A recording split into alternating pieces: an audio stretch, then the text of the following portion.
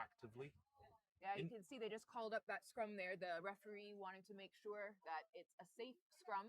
Of course, a much bigger scrum than the sevens. These nations are very accustomed to the sevens format. And of course, the 15s, full 8 in the pack. And these are two massive and really good scrums. They're able to hold up their weight and match off each other quite well. So there'll be a TNT put in for this one. Yeah, it's a number 9, Jude King, putting in the ball. It's not coming out too quickly, though. Finally, they get it out. Mexico tight on the defense there and scooped up. Just lost the ball as he was going through contact. So Jamaica are coming with it, running sideways right now, looking for a bit of space. Kicks the ball ahead, bounces kindly for the fullback, who seems to have a bit of space over on that top side as he breaks in to the 22. Good counter ruck. Maybe the ruck came in from the side on that one, I think. A little bit overzealous. See Trinidad and Tobago really trying to keep the pressure on, but also the discipline in making sure that they're all the way back in the right position for Jamaica to kick off the ball here. Looks like Jamaica wants some distance. Excellently collected from Trinidad and Tobago. Ball now bubbling on the ball, going backwards, but cleanly collected now. The big contrast between the first game of today and the second game. First game, very tight, very organized, very structured. This one, loose, free, fast-paced, very different styles of rugby on display today. Yeah, we saw that catch from Jano, the captain for Trinidad and Tobago.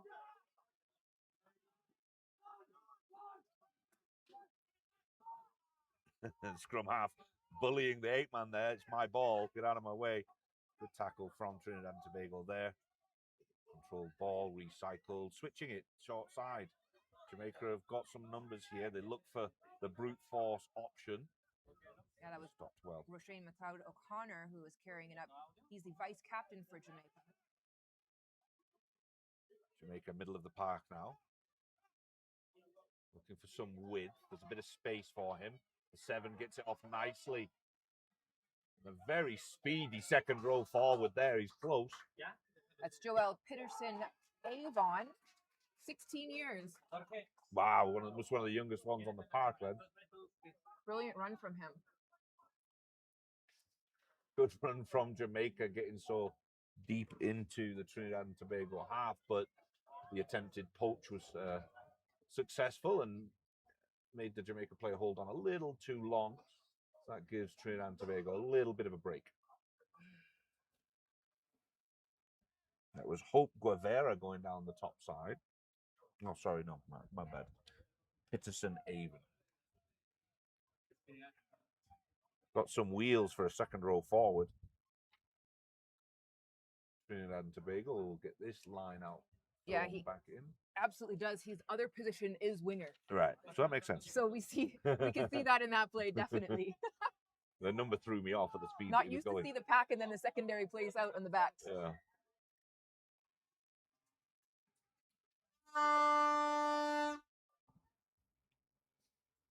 A real back and forth affair here with just little mistakes popping up, forced errors.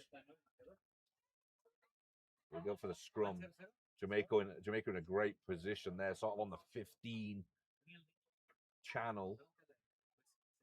And we expect a fast-paced game from these two teams. Just the pace around the park in every area. I think there's a likelihood that both of the teams have had lots of time to think about their discipline. We've seen in previous years where being disciplined and controlling the pace of the game is really helpful, and knowing exactly when to turn on those afterburners and use that speed that you talk about, Gavin. Absolutely. I'd like to see just a 100-meter race between these two teams. I think that'd be entertaining on its own.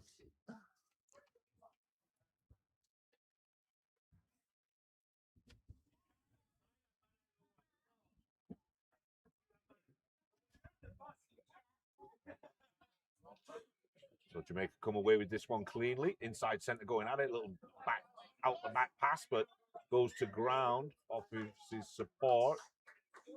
So Trinidad and Tobago this time will get the ball. Yeah, that knock on there. Unfortunate for Jamaica.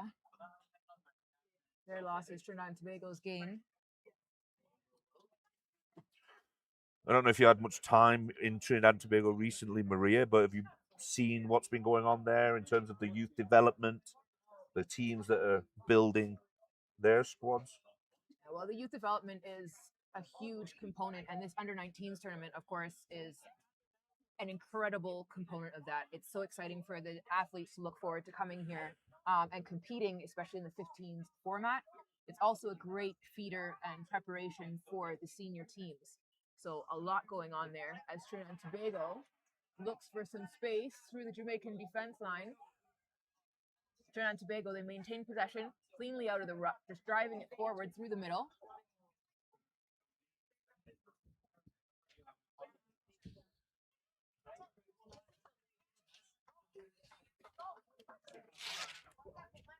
Then using the ball to do the work.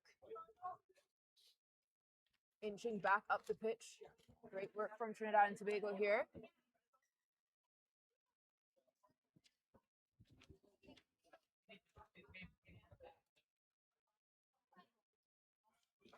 Time is off for a minute. A moment of medical treatment. Referee Fernando, is it Garcia, the last name? All right. Sporting a new moustache, I see. Got to give him a hard time. I enjoy abusing referee Fernando Garcia. It's an old friend, but fantastic referee. And yeah, we love that new muzzy. Great throw in from Luke Wilson for Jamaica. Jamaica maintains possession of the ball. Big push at that ruck from Jamaica. Just need a little bit more composure and just need to settle down, these two teams, as the Jamaica scrum half flies away, eating up about 20, 30 yards. It seemed like in only 4 or 5 steps, and Jamaica's still moving forward. Or has that transferred hands into Trinidad and Tobago? It has. A box kick rushed. All right, so things will settle down with that whistle. That was Harrison Carr, the captain for Team Jamaica, with that huge carry up there. It was turned over, so Trinidad and Tobago, well done in defense for them. Yeah, Harrison Carr, the captain of this Jamaica team today, at the 9 position.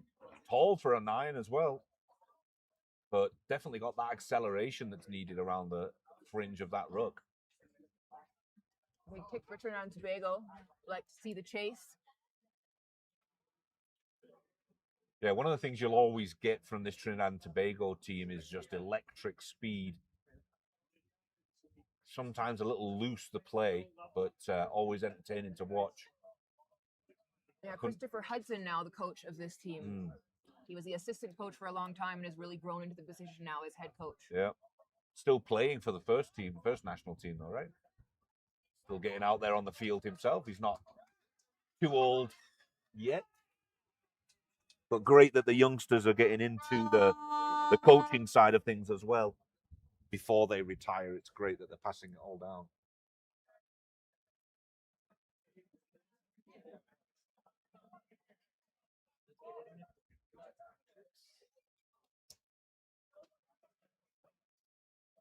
So in Jamaica in particular, they continue investing in the youth development across emerging unions. Obviously, emerging within the Caribbean is some of the full member unions, but other member unions as well. And Jamaica has really made a commitment to be a part of that progress. This under-19 competition, of course, is one of the most valuable tools that RAN has in developing players, coaches, and administrators. Yeah, really interesting watching Jamaica, contrasting styles of developing, right? So Jamaica doing it on both sides of the Atlantic. They have their sort of their UK development partnership, because a lot of Jamaicans in the UK, and then you've got Trinidad and Tobago doing it all within Trinidad and Tobago. And right now, Jamaica's coming right off the back of a bronze medal at the CAC Games in sevens. Through that, yep. Which is proof that the long-term investment and in development can produce the results for all of the unions here in the RAN region.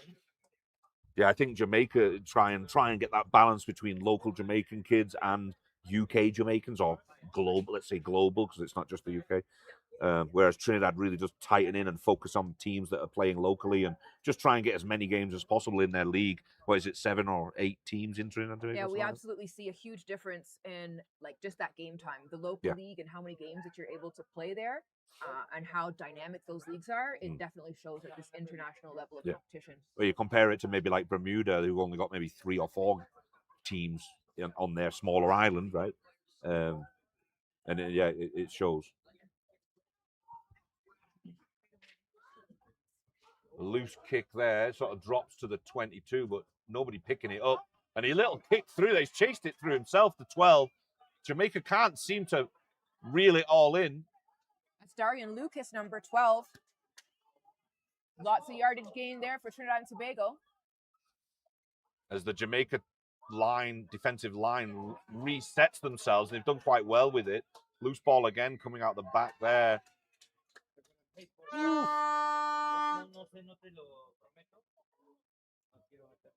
Super interesting game. The style contrasts and the loose play is a lot of. It must be a heart attack for the coaches down there, but great for us to watch here. Absolutely. The nice thing about 15s is anything can kind of happen, you know, even if a plan doesn't go exactly the way it was meant to.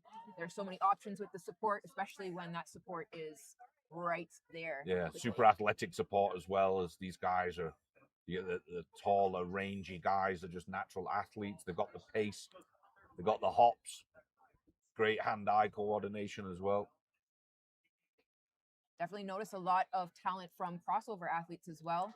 The number 1, Tobias Ruck for Jamaica, is also a kickboxer. Oh, wow. And esports. I'm not sure that crossover, but I'm sure that there's stuff there that maybe gameplay and... He's got to sit down and relax at some point. That brain on it, right? Yeah. If he's doing so many sports, he needs to sit and just watch a video game every so often. That's another debate, though. Is esports an actual sport? I don't know. I got my thoughts, but I'll hold them in. That's the 14 from Jamaica. Marley Lucas. Slicing down the sideline. He wasn't brought down cleanly, so he gets up and goes again. Good yards for Jamaica. Now they bring in the forward pack. Stopped well by Trinidad and Tobago. 10 yards out. Using the props to bash down the door here. Absorb a few of the defenders. Eye contact there, and he gets put on his back, the flanker. I think there's an advantage for Jamaica here. Back out the back door for that pass. The fly half goes around the corner.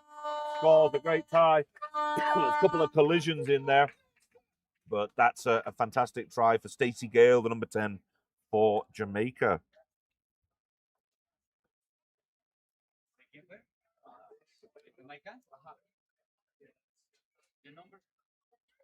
Number 10, Stacey Gale.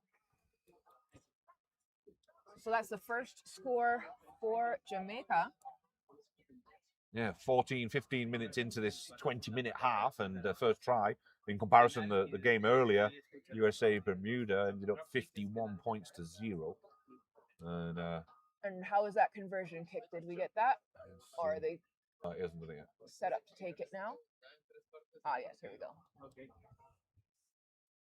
Bit of an odd breeze out here today. I think it's pretty flat, calm down on the grass, but that ball goes about 10 yards in the sky, and then the breeze can catch it. So we'll see how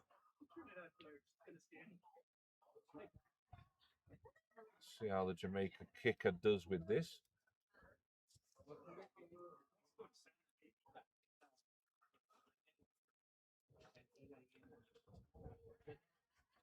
Taking his time for this one. First one of the day for him. Good height on it. No good, says the sidelines. It's a big kick, but so the score now 5-0 in favor of Jamaica. It's been a pretty equal game so far, back and forth, nearly towards the completion of this first half. We'll see if Trinidad and Tobago is able to pull out a quick answer. Yeah, it'll be nice to keep them in the game. The structure of Jamaica seems a little bit more organized, but that makes Trinidad and Tobago a little bit more unpredictable, which is interesting. So the TNT 10, that's Daniel getting them underway. Whoa. Oh, and a big contact came in there. Oof. a knock on, but I don't know if there was any malice in the hit.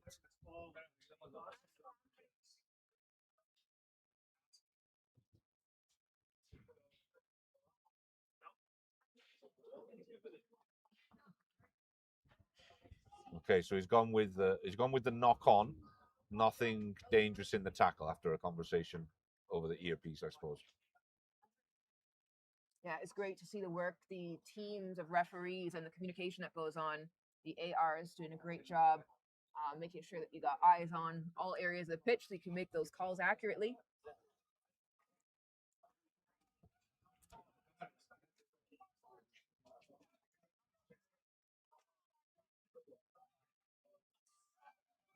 Static so far, that scrum. Good work from Trinidad and Tobago to maintain their position there. Popped up ball going through on a crash. Makes it to the 22. Ball comes out high. Gets it through the hands of the fly. Has a winger left over there. Oh, just fired that ball. The winger didn't trust him.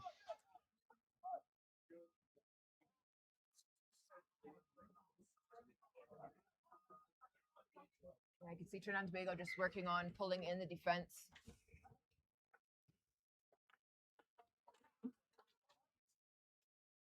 Out on the wing, Trinidad and Tobago in the air, just getting into that area they want to be.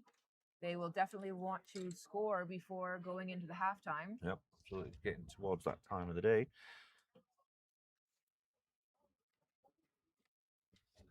Yeah, if Trinidad and Tobago can keep themselves in the game at this point, going in that second half, Jamaica will start to doubt themselves a little, I think.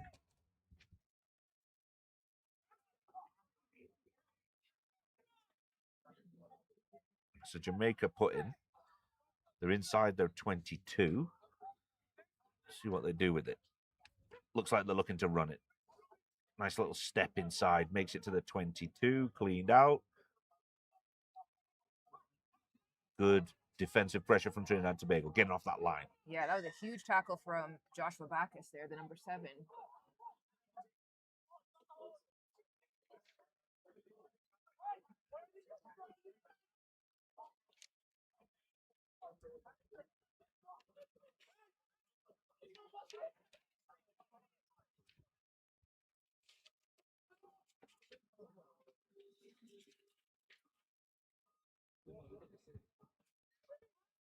Big kick coming down this side, and yep, straight out.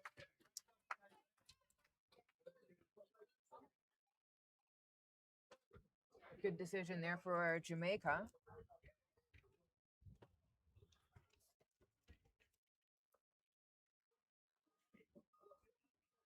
Interesting conversation going on there with the referee and the Trinidad and Tobago forward pack. Great coaching there from the ref. Just letting them know what they're doing wrong so they don't continue to make the mistake. But Jamaica put in for this. Yeah, from lineup. Luke Wilson. Oh, I don't know if you can stagger that. Got away with it. Oh. A couple of hands on it, and Trinidad and Tobago come away with it. 26. Yeah, that's Jedediah Hector. Swipe that ball out of the back of the line out. Excellent work from him.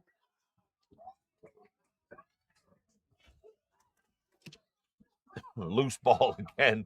Somehow ends up under Trinidad control and Jamaica offside.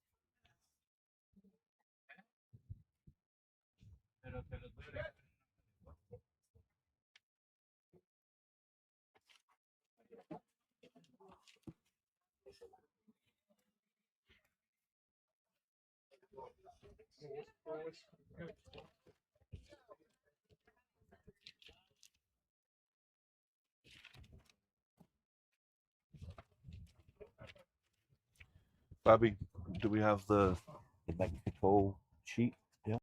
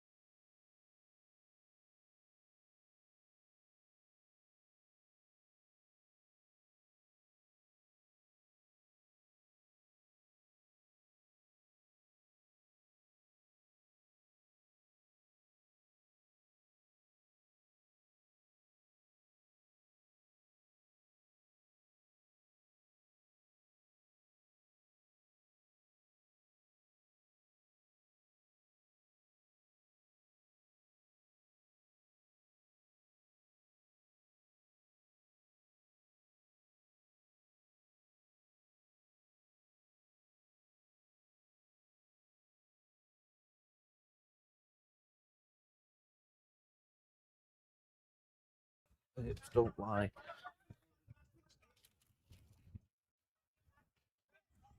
Kicks way over the stand. Big kick. Didn't go too far in terms of the field, though.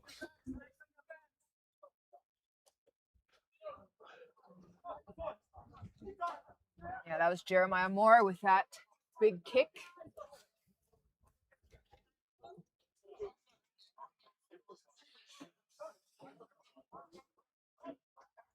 Trinidad and Tobago with the throw in here. Tony Malik Laos.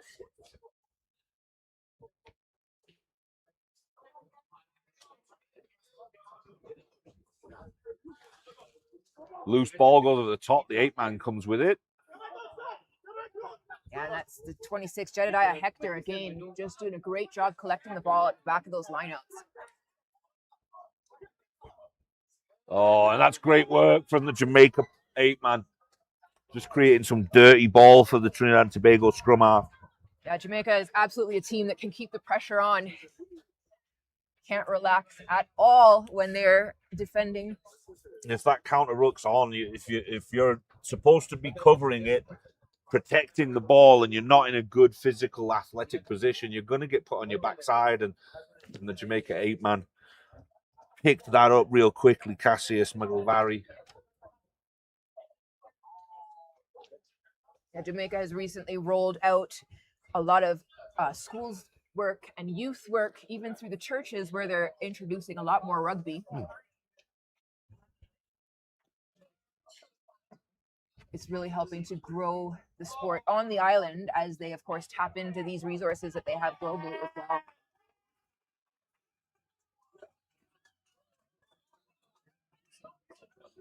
well. There was high tackling amongst all of that. I thought Jamaica were going to come away with it for the poach, but goes the way of Trinidad and Tobago.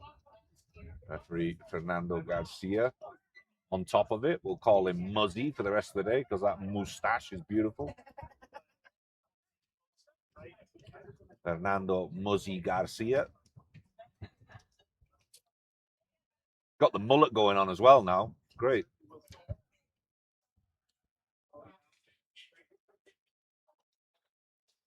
Have to go see his stylist.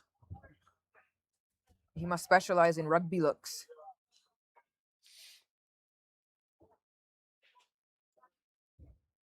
Big kick coming here for Trinidad and Tobago. Is it 40 and a bit? Yeah, so as you mentioned that tackle there, this tournament is the first use of the tackle height law variation. Oh, he's got the 3 points from 41 yards, 40 and a half maybe. But yeah, that did pop up recently. I think there was under 20s Junior World Cup or whatever it was that was going on. They tried it, tested it, and now they want to lower that tackle height again. So now it's below the sternum. Yeah, it's rolling out just to make sure to prevent, head-to-head collision is the major thing there. Just making sure that heads aren't knocking together. Did you see who got that penalty kick out? I didn't. I wasn't paying attention. I was distracted by the referee's mustache.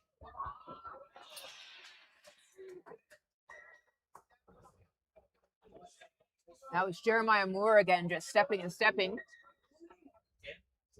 Getting just about across the whole width of the pitch, stepping defenders.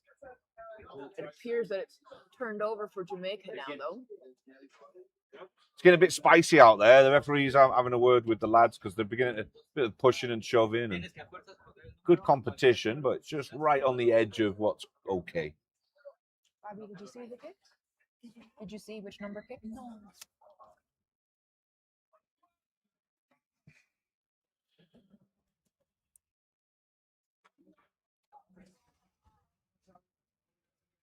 Oh, the screen is an owl? I've stopped asking.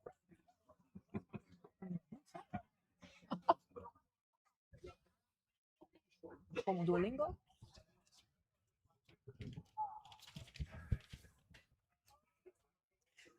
So the score 8-0 in favor of Jamaica.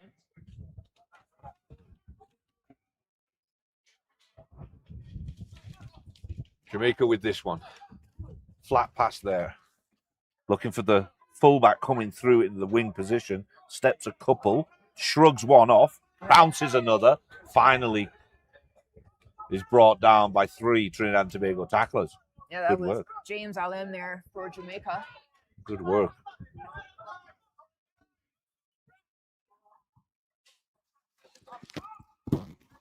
Oh, loose ball, but bounces to the hands of the Jamaica 4. Yeah, Joel Pitterton, Avon, quick to pick that up. Really electric pace for a second row forward, but there goes the number 24 Jamaica as Ruben well. Flynn. Did he make it all the way through? Yes, he did. Flynn ended up scoring that one.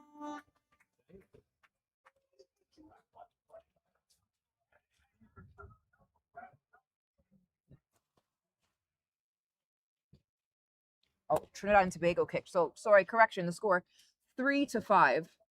So with that The kick try, was Trinidad and Tobago. We're just trying to get a number on who it was that kicked for Trinidad and Tobago. yeah, And now with that score, it's 3-10 correct, in favor of Jamaica. correct. Flynn, number 20, got that one.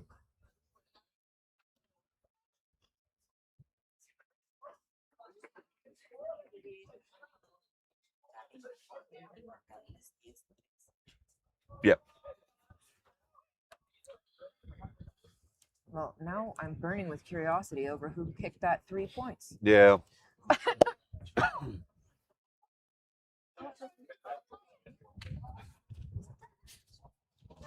Someone message in. We need to know. Yes.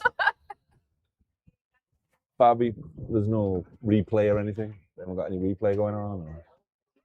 just so that we can see who, if we don't catch exactly who scored or kicked or whatever.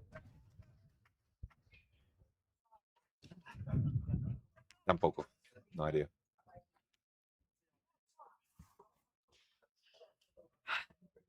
Did we get that kick? I didn't see. Conversion? No, he missed. No conversion? Okay. All right. So we're getting our kicking in order here. No conversion. 10 points to Jamaica, 3 points to Trinidad and Tobago.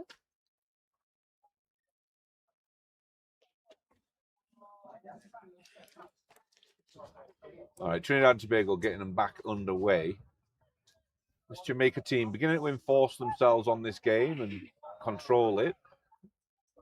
Well taken, though, from Trinidad and Tobago out on the wing there. Yeah, very well done. You can see the celebrations of the team as well. Top tackle there.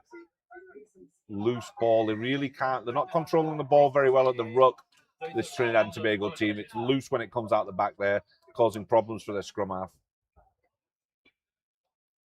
Got to super glue that to the ground.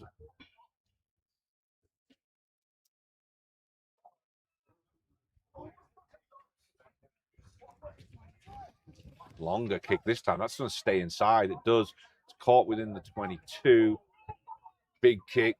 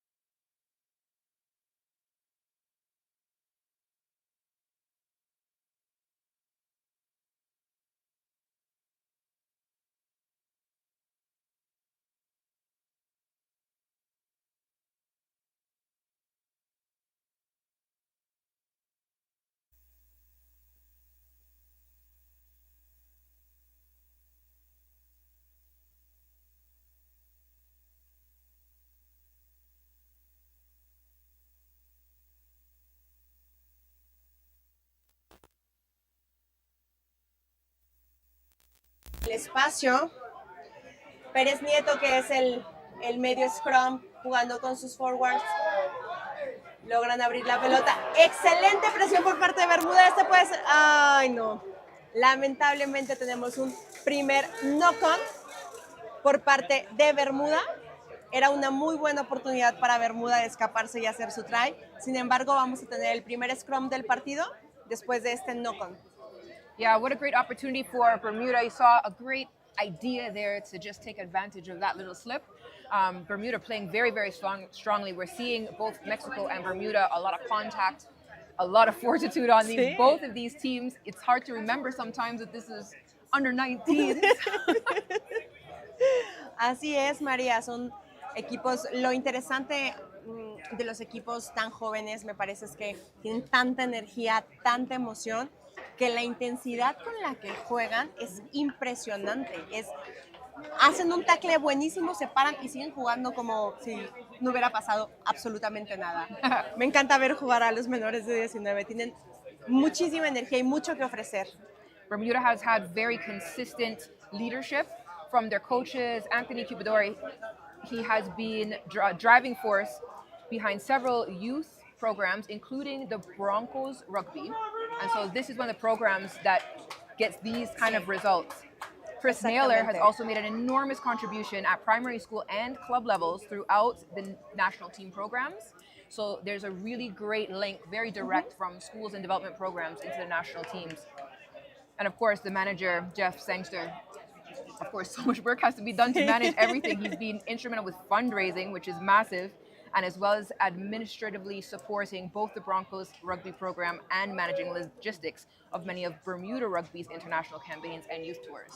Tenemos este primer scrum que México va empujando. Muy buena resistencia por parte de Bermuda. México busca entrar, se va por la banda. Anthony Richie, avanza bastante Richie. Podemos ver nuevamente a Pérez Nieto abriendo la pelota, jugando con sus forwards. Víctor Rodríguez al contacto. Una defensa bastante, con mucha presión por parte de Bermuda. México está intentando avanzar, pero no le está haciendo fácil a México. Dante Ovalle va al piso. Nuevamente juegan con sus forwards, segura el contacto. Van a volver a jugar con sus forwards. Pedro López. México está intentando avanzar, pero Bermuda no le está dejando fácil a México. ¡Uy! Excelente pelota robada por parte de Bermuda. Viene de una ventaja por knock-on. No se concreta esa ventaja por knock-on. Así que tenemos un scrum a favor de Bermuda. That was a massive steal from Edward, or Teddy Tadman. He's a center, and he's actually just returning to play after 11 months. Okay. So he has recovered from an injury, collarbone injury. So there is rugby after injury. So this is a great welcome back, and he's showing that he's definitely put in the work to be ready to return. Se ve muy saludable. Yo no pensaría que tuvo una lesión, se ve muy saludable. La ventaja de la juventud. Este es el primer scrum para Bermuda. Su medio scrum, Henry Kier, jugando nuevamente. Van a intentar nuevamente la misma jugada que hace rato. Esta puede ser la oportunidad de Bermuda. No, excelente recepción por parte de Remo Robertson. Logra cachar la pelota, así evitando de esta manera que Bermuda se acerque más a la zona de anotación. Nuevamente México buscando el espacio. Elliot Ibarra tratando de penetrar la defensa, logra avanzar algunos metros. Van nuevamente con sus forwards Alejandro Aguirre. Poco, pero muy seguro el trabajo de México, con mucha paciencia, aguantando. Nuevamente Pedro López va al contacto. Podemos ver la defensa de Bermuda, que está ahí presionando todo el tiempo a México. Y México no ha logrado pasar de su media cancha. México sigue atorado en su media cancha. Ya vamos 5 minutos de juego y no ha logrado pasar de la media cancha. Es un juego bastante apretado. Es un penal para Bermuda. México no libera la pelota, entonces el tacleador no libera al portador de la pelota y es Es un penal para Bermuda. Dentro de los 22 metros de México, una zona peligrosa. Si Bermuda logra concretar esta jugada, es muy probable que puedan hacer el primer try de este partido. So we have a throw-in now in favor of Bermuda. It's a 19-player squad, and it's captained by Dylan Sangster, and Nice Smith and Dante Noel Simmons are serving as vice captains. So you're really seeing a lot of great leadership within this team. Bermuda esperando el lanzamiento para el line out. Se acomodan los chicos de Bermuda. Podemos ver a Thomas Wells levantando para el line out. Abren la pelota, manos va hacia afuera, pero deciden jugarla nuevamente hacia adentro, buscar el espacio en la parte interna. Nuevamente van hacia afuera Dylan Sangster. Otra patada. Estas patadas son peligrosas. Esta es la oportunidad de Bermuda. Y sí, tenemos el primer try para Bermuda.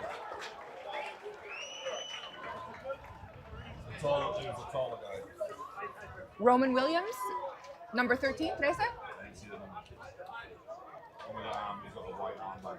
Williams. Williams. 13, yeah. Yeah, Roman Williams. So, Substituted off now, yeah. well, amazing try. So he gets to have a little rest after a great try. That coming from 13. Roman Williams for Bermuda, and they're the first to try in this match. The conversion kick still to come. It'll be Harrison Carr, the cap. Am I on the right thing? No, wrong sheet.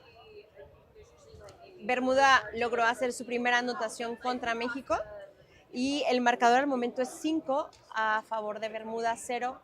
México, vamos a ver si Bermuda logra agregar 2 puntos. All right, so Rowan Stewart is who tried. Yeah. Sorry, my sheets jumped out on me and I'm looking at the wrong I names. was like, who's Williams? Yep. Yes, that's Rowan Stewart for that try. Still for Bermuda, though. And the number 9, Henry Kerr. Huh? No. No, Kern no logra anotar la conversión, pero pues logran darle los primeros 5 puntos a Bermuda.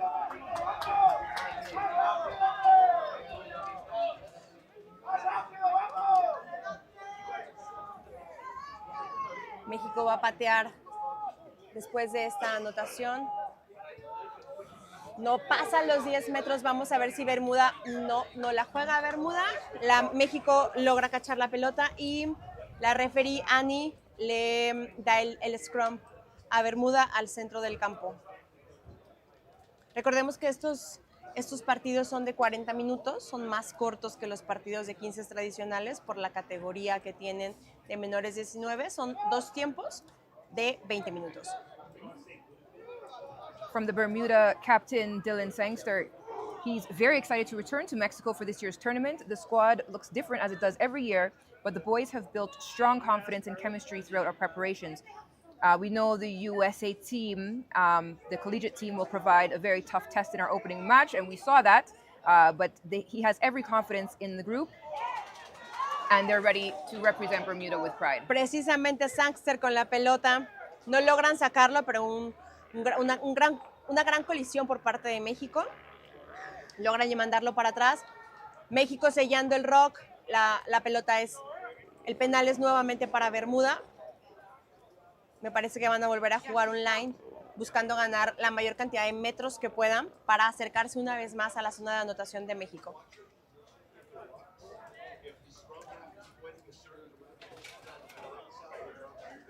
Este es nuevamente un line out para Bermuda. Bermuda ha estado dominando este juego, aunque México tiene la pelota. Quien está todo el tiempo sobre México es Bermuda y no deja que México avance, no ha dejado que México concrete nada en específico. Mexico is very consistent with their teamwork. They always move very well together. They seldom allow any spaces, so they're really, really good in defense. They don't really separate from each other, and so those spaces are really hard to find for their opposing team. México roba la pelota. Podemos ver a Isaac Araujo buscando el contacto. Nuevamente, Bermuda se acomoda rápido en la defensa. Tadeo Reyes nuevamente, pero tenemos un forward pass. Primero venían de una ventaja de knock-on, entonces regresamos a la primera falta, que fue un knock-on por parte de Bermuda. La referee les dio la ventaja al equipo mexicano, sin embargo cometen este forward pass, por lo cual regresamos a la primera falta y es un scrum para México.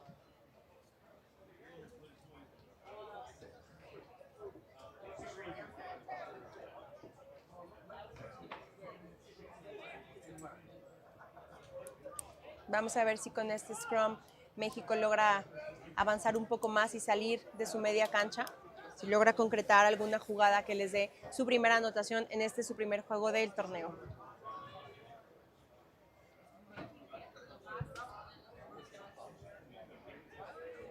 México mete la pelota, pero Bermuda se los está llevando a su casa. Bermuda, muy buen empuje por parte de Bermuda. Tadeo Reyes nuevamente al contacto. Una defensa muy sólida por parte de Bermuda. Mucha presión. Tenemos a Philip Mercier, va por la banda. Logra avanzar mucho más y salen de los 50 metros. Esta es la oportunidad de México para seguir avanzando con paciencia, con tranquilidad y lograr su primera anotación. México jugando con sus forwards nuevamente. Al contacto, abren la pelota por el lado largo de la cancha, por el lado lejano de la cancha.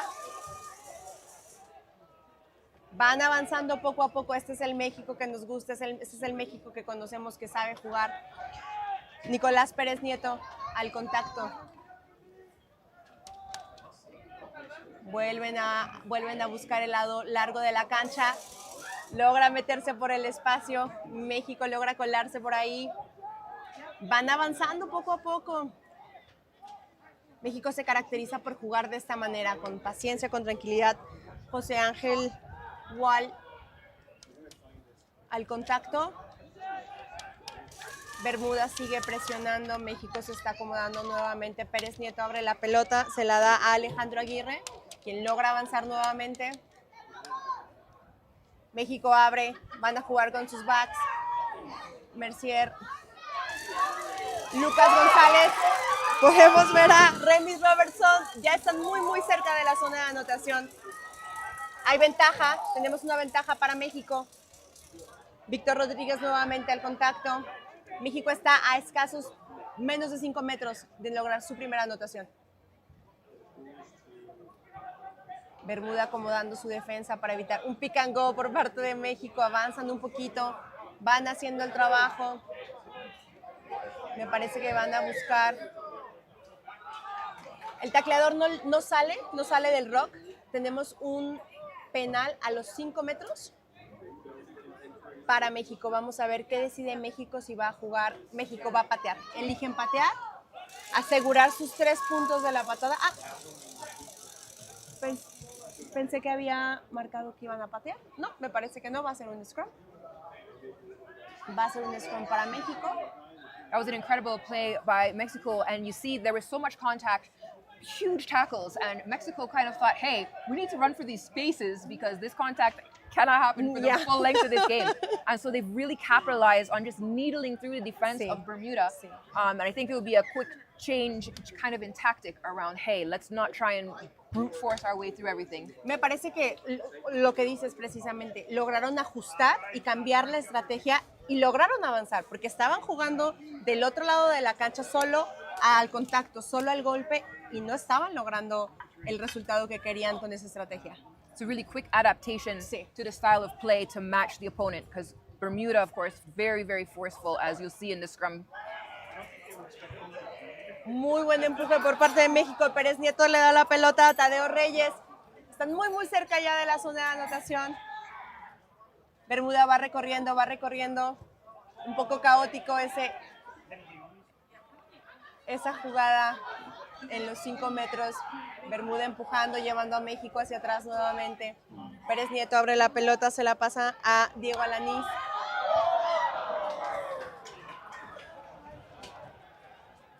Tenemos una primera falta Me parece que la referee está checando qué fue lo que pasó.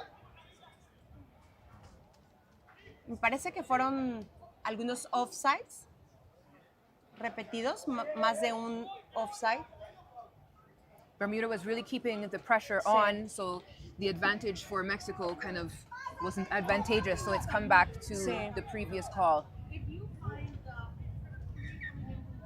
Se juega nuevamente el penal para México y México elige jugar un scrum. Me parece una buena estrategia. Pueden lograr empujar y avanzar bastante. Mexico has been very good at winning their scrums so far. Sí. They have good opposition. I know that Bermuda will be trying to cook this ball quickly Sí. to try and get it back into possession. But Mexico, of course, is ready to even up the scoreline.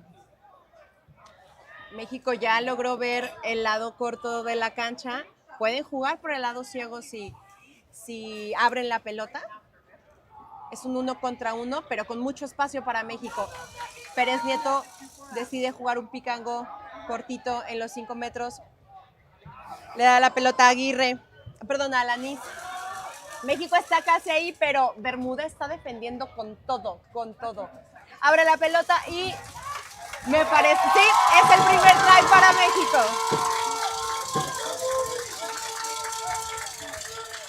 El primer try por parte de, no puedo ver el número, ahorita les digo quién fue. You can hear the home crowd cheering. They're elated for this try. The score now 5-all. There's a conversion kick to come. We were talking about how those points are so important. Mexico with an opportunity to take the lead in this match should they be successful with their conversion try.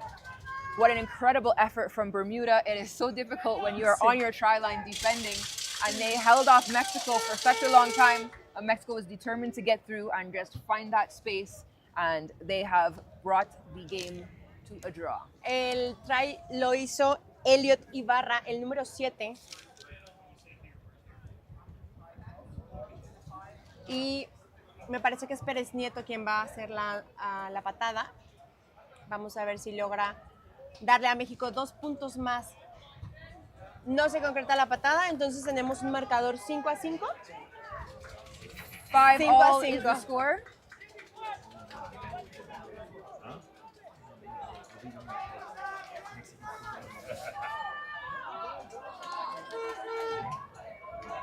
México va a recibir nuevamente la patada por parte de Bermuda. Me parece que es Sangster quien va a sacar la pelota nuevamente. Un juego bastante apretado, un juego con mucho esfuerzo y con muchos intentos por parte de los dos equipos. Una patada alta y profunda. Recibe Víctor Rodríguez, que es el capitán del equipo. Excelente carga por parte de México. Logra avanzar bastante. Siguen jugando con sus forwards. Va José Ángel Wall al contacto. Pérez Nieto ahí para abrir la pelota a sus backs. Le pasa la pelota a Tadeo Reyes y van a jugar por la banda. Lucas González por la banda.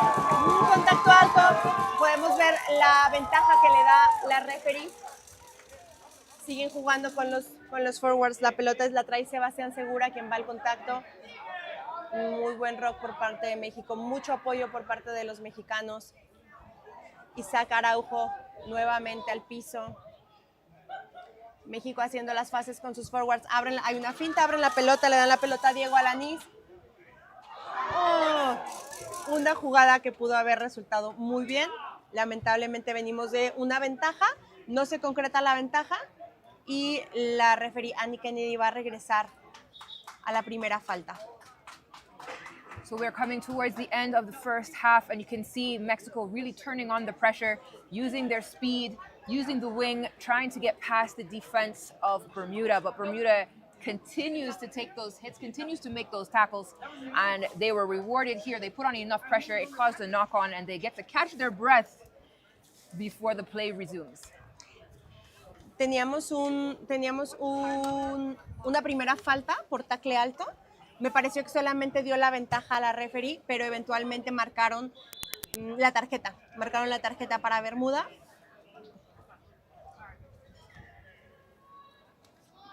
Podemos ver nuevamente a México. No sé si van a patear.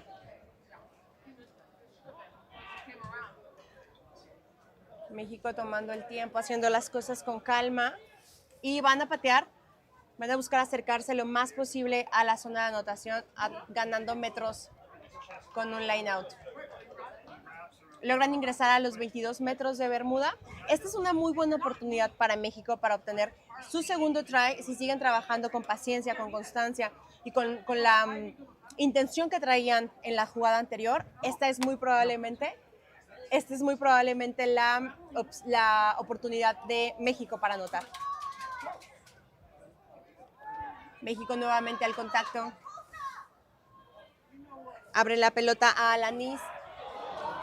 Un pase un poquito fuera de tiempo y sí, no hay timing y la pelota tenemos un knock-on por parte de México. Se acaba el primer tiempo.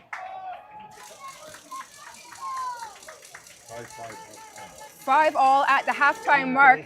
What an incredible effort. Bermuda under all kinds of pressure there. Just short a player for the end of that half. Really difficult. Mexico was looking to capitalize, but it seems like that spot of the field is the knock-on area for Mexico. That's where the knock-on happened previously. Not sure if that's where the pressure gets higher, but fortunate for Bermuda, of course disappointing for Mexico, and they go into the halftime as equals. El tiempo vuela cuando te diviertes. Qué rápido pasaron estos primeros 20 minutos. No se vayan, estamos en el medio tiempo, son solo 5 minutos de medio tiempo y regresamos a esta segunda mitad de este juego, cuyo marcador en este momento es 5 puntos Bermuda, 5 puntos para México.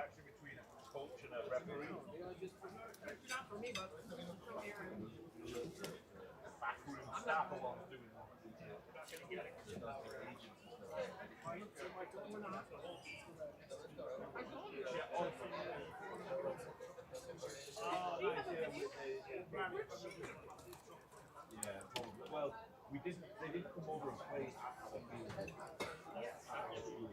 We brought them in with they came over. Yeah, there's a couple of trips down. They came over one time to travel down to school. They played that week, but then they came again. So Mercedes knows between Florida and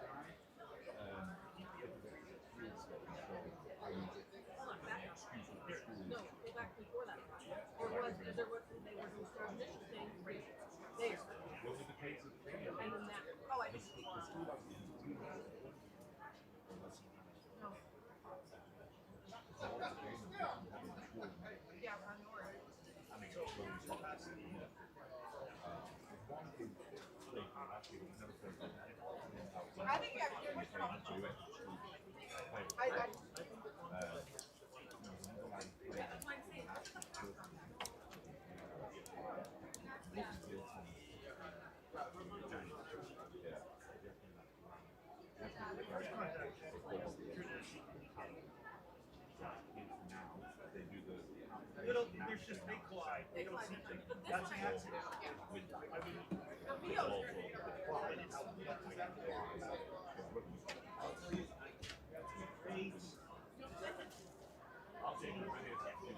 When you're buying our beer.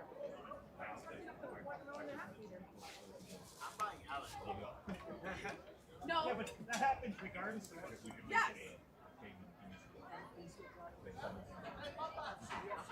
Yeah, exactly.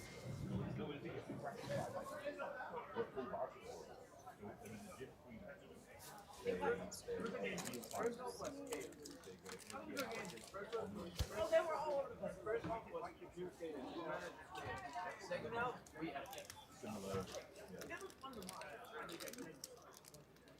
Yeah. No, I've got a lot of kids from this room. Like Trinidad, a girl and 2 guys.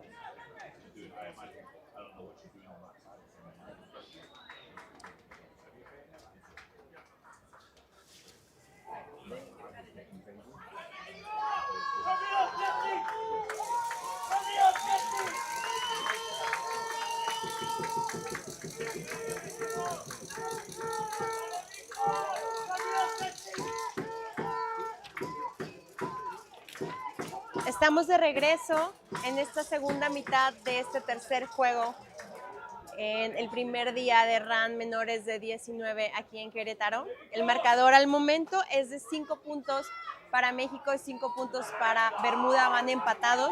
Un juego muy apretado desde el principio. México logró desmarcarse de Bermuda, que lo estaba presionando mucho, y logró avanzar mucho más en estos últimos minutos del juego. No hay nada definido aún, entonces vamos a ver qué nos depara esta segunda mitad para este juego.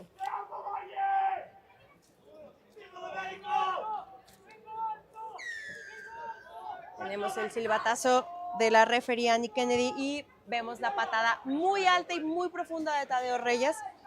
Recibe Dante Noel Simmons. Va al contacto México con muy buena presión. En cuanto levanta, logran hacer su primer tackle. No liberan, por lo que la pelota sigue siendo de Bermuda. Henry Kerr va a patear buscando ganar algunos metros para poder avanzar. Tuvimos un penal por no liberar. Se acercan a su media cancha y México presionando. México va a buscar ganar este line out porque saben que esa es una... Si logran robar este line out es una muy buena oportunidad para México de buscar otra anotación y despegar ese marcador que tenemos al momento de 5-5. Ben Wells va a lanzar la pelota, Bermuda se acomoda.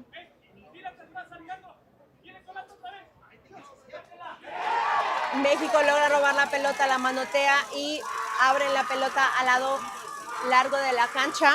Podemos ver a Anthony Richie corriendo. Lucas González nuevamente, esta puede ser la segunda anotación de México. Efectivamente, este es el segundo try de México por Lucas González. Y bueno, la multitud aquí está, que no para. México muy feliz de haber logrado esta segunda anotación y de haber podido despegar el marcador que venía empatado de la última jugada del tiempo anterior. A great run from Mexico, scoring their second try of the match, edging ahead of Bermuda. That was Lucas de Biron. Beautiful run from him, touched it down right between the posts. Sets up his teammate well to take that kickoff for 2 more conversion points. It'll be Torres who will take the kick. Jesse Torres. Vamos a ver si logra darle 2 puntos más a México. Tenía una muy buena posición justo enfrente de los postes. Lamentablemente no se concretan esos 2 puntos extras para México. Esta segunda mitad la pelota la tiene Bermuda. Va a patear nuevamente. México recibe. Sangster nuevamente a la patada.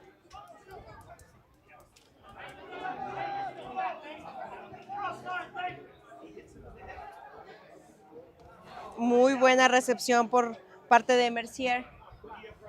Van al piso. México juega con calma, tranquilos, ordenados. José Ángel Wall al contacto.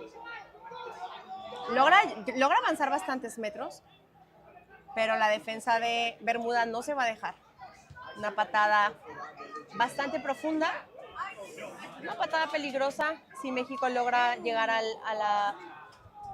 No logran robarla, México no logró alcanzar la pelota.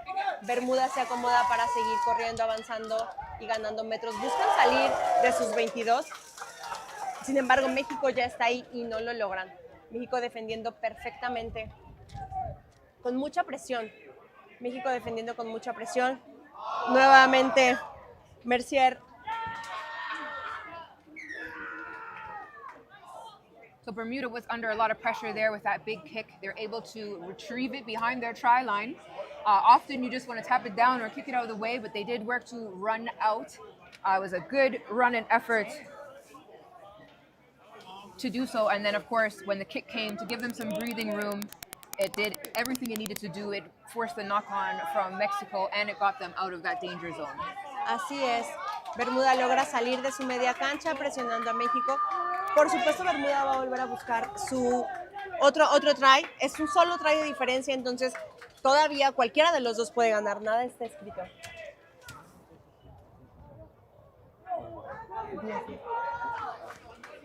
Some substitutions being made now.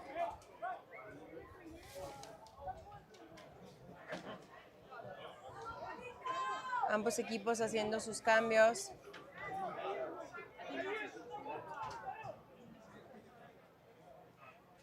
Este va a ser un line out para Bermuda.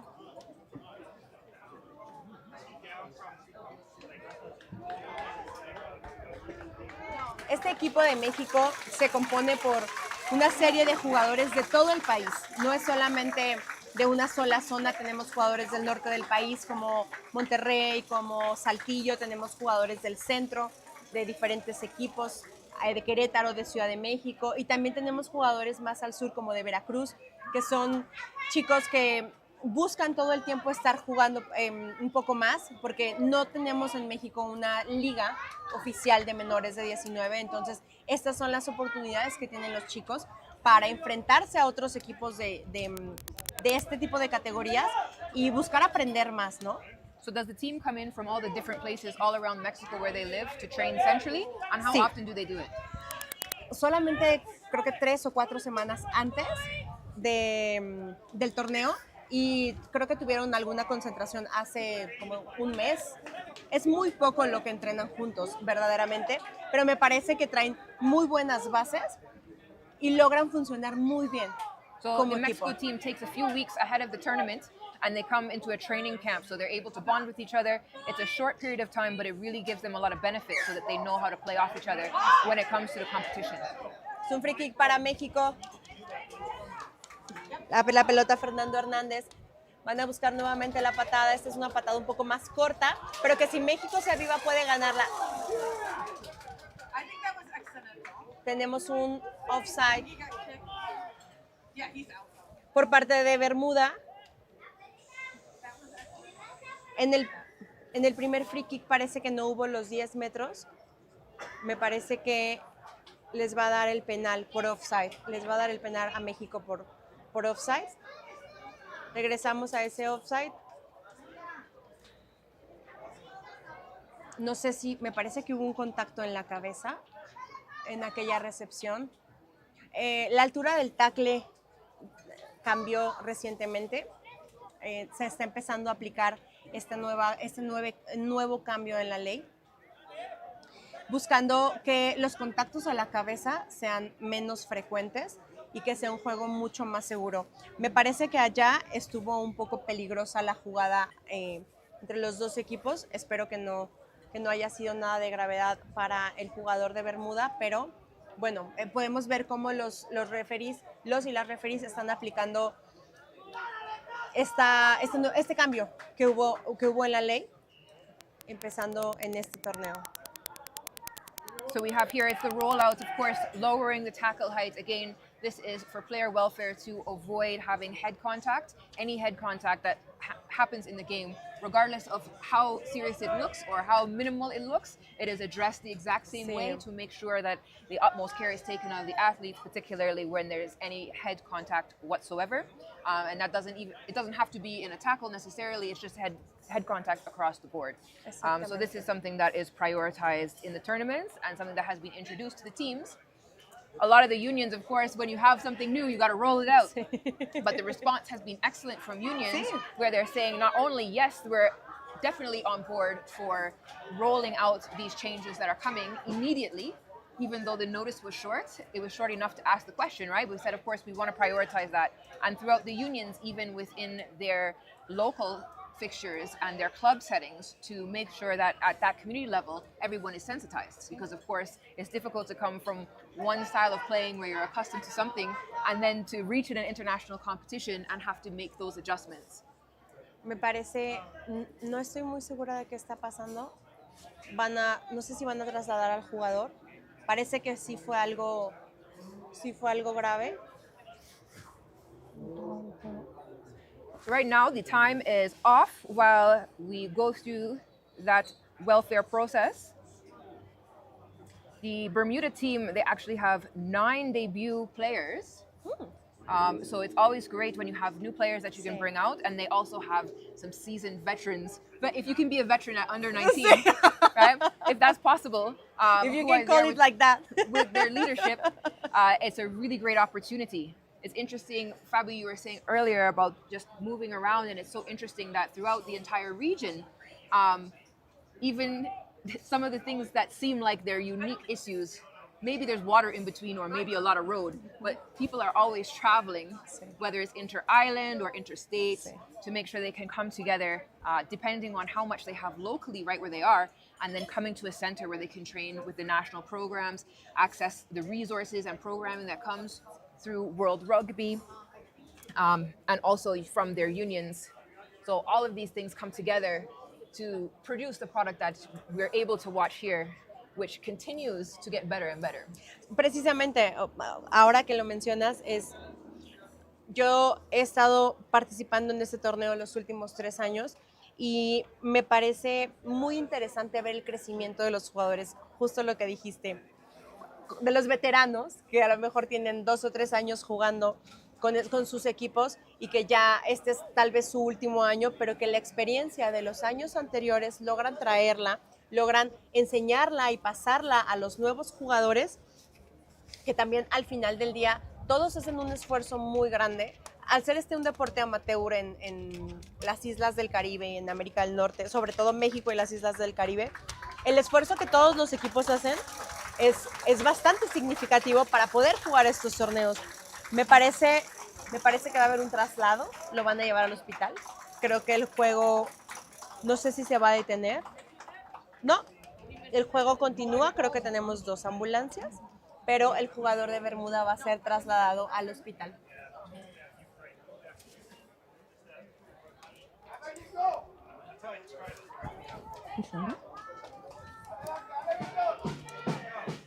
All right, so here we see that the teams are lining up. The game will continue, of course, as the player from Bermuda is seen to. We did not get a jersey number, but the game is ready to recommence. Reiniciamos el juego con una patada para México por Jessy Torres. Una patada bastante alta y profunda que se acerca mucho a la zona de anotación de Bermuda. Están casi a los 5 metros de la zona de anotación de Bermuda. México está jugando con un poco más de calma, me parece que en el primer tiempo, y están muy cerca de lograr un tercer try en este torneo. México intenta jugar con un mall muy bien hecho por parte de México. Eliot Ibarra va al contacto, la pelota va para atrás, la tiene Fernando Hernández. Bermuda defendiendo con mucha garra desde el primer tiempo, mucha garra, con mucha pasión. Saben que no están tan lejos de poder también ganar este juego. Nuevamente México va al piso. Hernández buscando abrir la pelota, abrir los espacios, le da la pelota segura. ¿Quién va al piso? Tenemos una ventaja por tacle alto.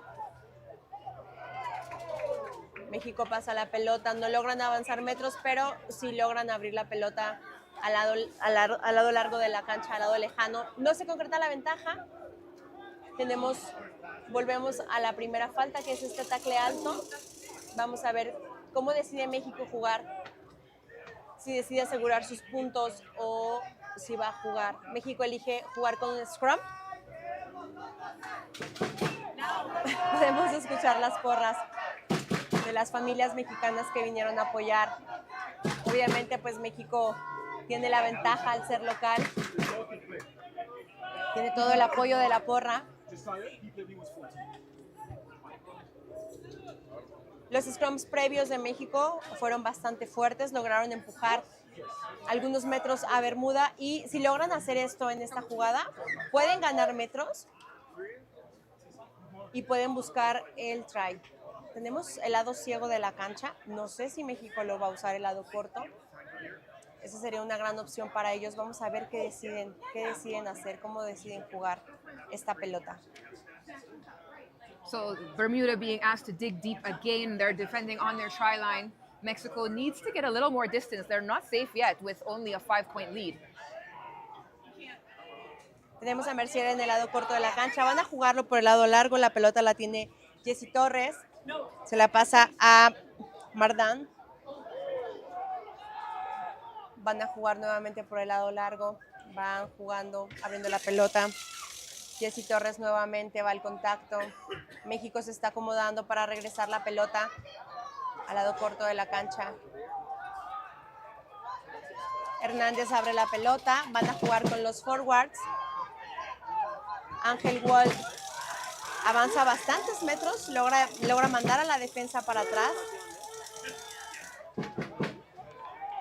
El jugador no sale del rock. Un penal nuevamente para México. Víctor Rodríguez va al contacto, el capitán de este equipo. Va México haciendo ese trabajo. No hay 10 nuevamente. No hay 10 metros por parte de Bermuda. Nuevamente la referee Annie les marca a los chicos de Bermuda y los manda a su zona de anotación, a la línea de anotación, lo cual le da a México una gran oportunidad de buscar el try. Van a jugar un line out. Me parece que van a buscar un mall. Yo creo que México va a buscar el mall. Vamos a ver. Me gustan mucho las jugadas de mall. Me gustan mucho. So do I. ¿Y yo también? No, a ti también. No fue un mall. Solamente decidieron levantar, abrir la pelota, traer la pelota a Anthony Richie. Oh, Lucas González hace un knock-on y la ventaja es para Bermuda. Era una gran jugada. Desafortunadamente México no logra concretar esta jugada. Tenemos un knock-on y Bermuda logra capitalizar ese error, roba la pelota. Sin embargo, la referee marca un scrum a favor de Bermuda. Vamos a ver cómo lo juegan. Vamos a ver si Bermuda, esta es la oportunidad de Bermuda de salir de sus 22 metros y ganar un poco de terreno. Vamos a ver qué traen a la mesa, qué nos ofrecen Bermuda. It'll be interesting to see what Bermuda chooses to do off of this scrum. They have the opportunity to gain some distance. Tenemos un penal nuevamente para México. Han pasado por lo menos 4 penales en los últimos 3 minutos en esa zona por parte de Bermuda. Vamos a repetir el scrum. México eligió jugar con un scrum. So Mexico feels that the scrum is exactly as advantageous as Bermuda. So they're having the scrum again. Ya van varias ocasiones que México no juega el penal y elige jugar un scrum. Están muy seguros de su scrum. Me da mucho gusto. Y la verdad han jugado bien. Ese scrum ha estado funcionando bastante bien las últimas jugadas. Ahí va luego, nuevamente México empujando, gana la pelota. La pelota la juegan con sus backs, pero Bermuda está ahí presionando, no los dejan avanzar.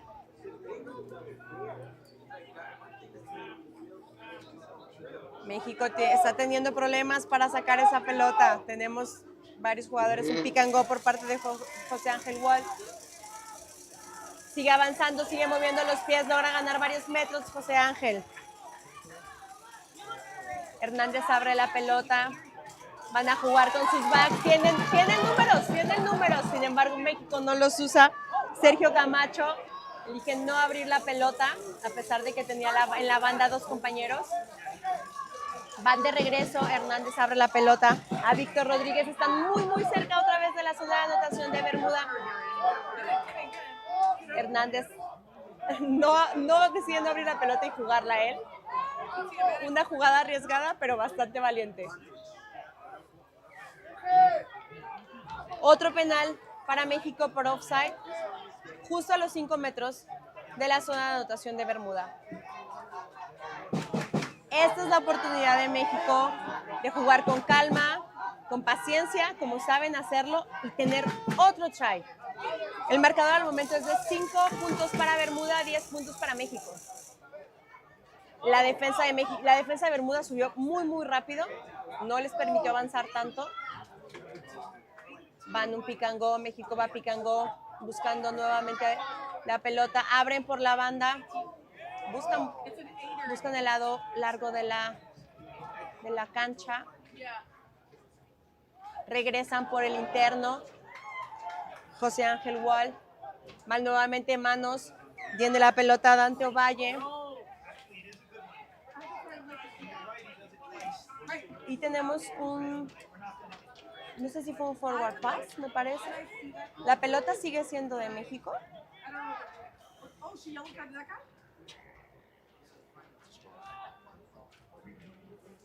10-5. México. Y México va a patear. México elige jugar postes, elige asegurar los puntos y no arriesgarse. Vamos a ver esta patada de Isaac Araujo, me parece.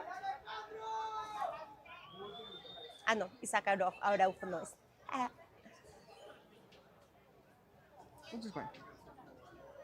Number of the player. Okay. Quien va a hacer la patada es Jessy Torres, número 21. Tiene la oportunidad de asegurar otros 3 puntos. Y sí, México asegura otros 3 puntos, dejando el marcador 13 puntos a 5 contra Bermuda. Siempre me parece una mejor opción en estas situaciones el poder asegurar los puntos, ¿no? Bermuda la juega muy rápido, México viene regresando y ya tienen a Bermuda encima. Todo es válido, todo es válido. Yeah, you can see Bermuda trying to take advantage of anything that they can and putting Mexico on the back foot. México tardó mucho en volver. México se confió y Bermuda lo utilizó.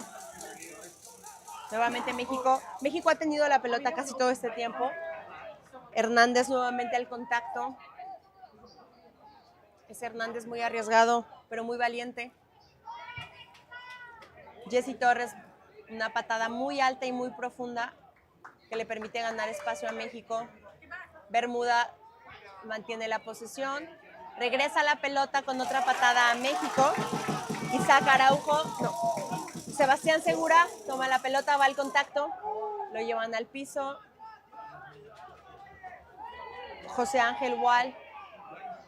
Hay una ventaja para México. Me parece que era por un fuera de lugar. La pelota la tiene Sergio Camacho. Va México nuevamente por la banda. Dante Ovalle. Y tenemos el try de Dante Ovalle. Number 6. Esto coloca el marcador de México 18 puntos sobre 5 puntos para Bermuda. Una jugada arriesgada por parte de Dante Ovalle.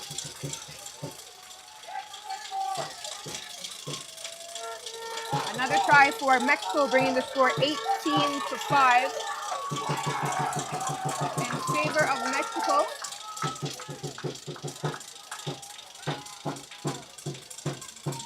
Bermuda definitely having a challenge, particularly having one of their players off the pitch. It can kind of infiltrate your mental and what you're thinking about. Bermuda has done a really great job, particularly in defense. Mexico now has just kind of turned up the heat a little bit and is capitalizing, especially on some of the spaces that they're able to find. Y la patada, la conversión no es buena para México. Justo en la última jugada, Bermuda utilizó la lentitud de México y el tiempo que a México le tomó volver y no, lamentablemente no pudo capitalizarlo de la mejor manera y México al final del día logró el try con paciencia, con orden, con organización. Este último try de Camacho, muy bueno, iba acompañado de Lucas González, entonces podían jugarla perfectamente. Una patada bastante profunda por parte de México. Me parece que tuvimos un knock-on primero y luego salió la pelota. I remember playing in Mexico City. I never played in Querétaro, but in Mexico City, and you arrive and feel great, and and then as soon as you start to run, you realize that the altitude is a serious thing. It's a real thing. So even now in some time I'm trying to go for little runs so I can get my my training in with the altitude because it makes such a huge difference, particularly with these longer games. Y Querétaro no es tan alto como Ciudad de México, pero bueno, los chicos de las islas, por ejemplo, pues vienen de un nivel del mar y siempre esa diferencia de altitud sí se siente, sí dices, ¡ay! Tenemos otro scrum para México.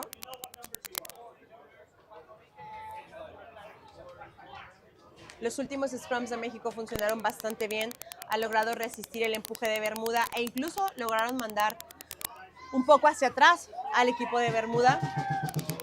Me parece que lograron coordinar muy bien. No, pensé que era un scrum para México, pero no, es un scrum para Bermuda.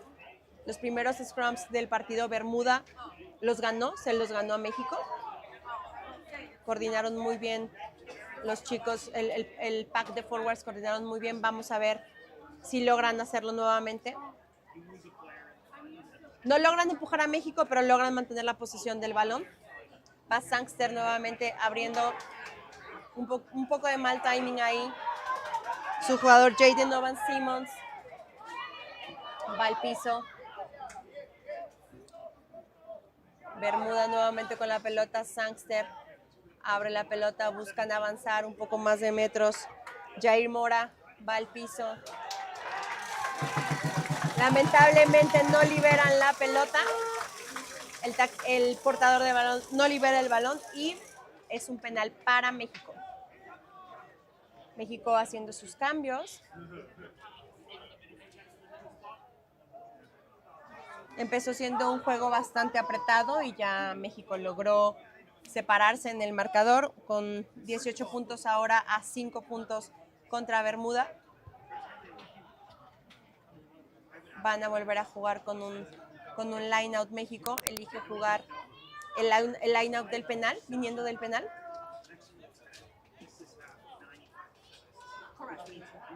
Si México mantiene este orden, esta disciplina que empezamos a ver a partir de la segunda mitad del primer tiempo y logran continuar con este ritmo, es muy probable que logren anotar otro try.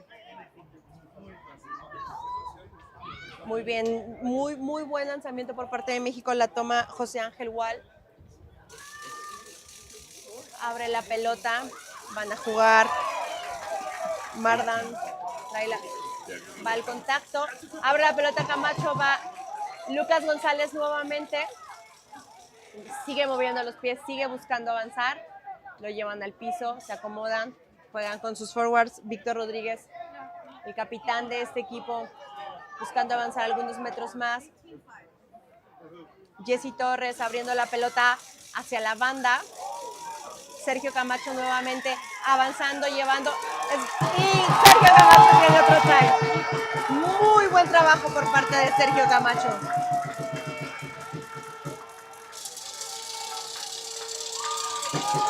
Another try for Mexico. This one from Sergio Ashley. Beautiful footwork. He just danced through spaces. He did not want to go into any contact. He used that agility, and you can see he just leapt and extended his arm to touch down the ball over the try line. En una muy buena posición, también muy cerca de los postes. Entonces, esto le da la oportunidad, acerca más a México a esta oportunidad de añadir 2 puntos más a través de la patada de conversión. Vamos a ver si México lo logra esta vez. Jessy Torres nuevamente. Y la patada no es buena para México. So Y termina.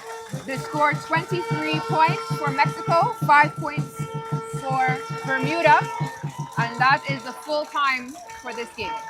Termina este juego y el marcador global para este juego es México 23 puntos y Bermuda 5 puntos.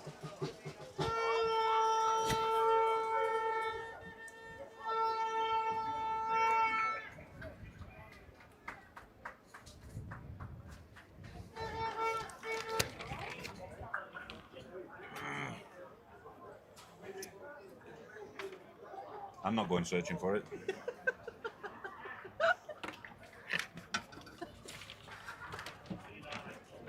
You're looking at me for it. All right, do we need to share this? No, I was trying to do.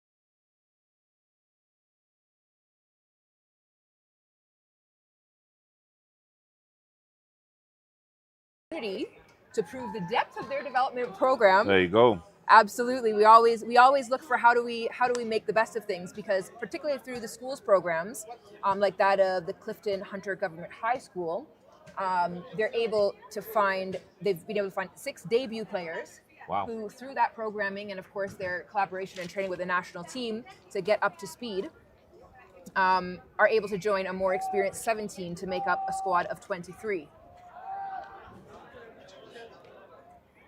And the Cayman Islands has both local and off-island players who attend some UK schools.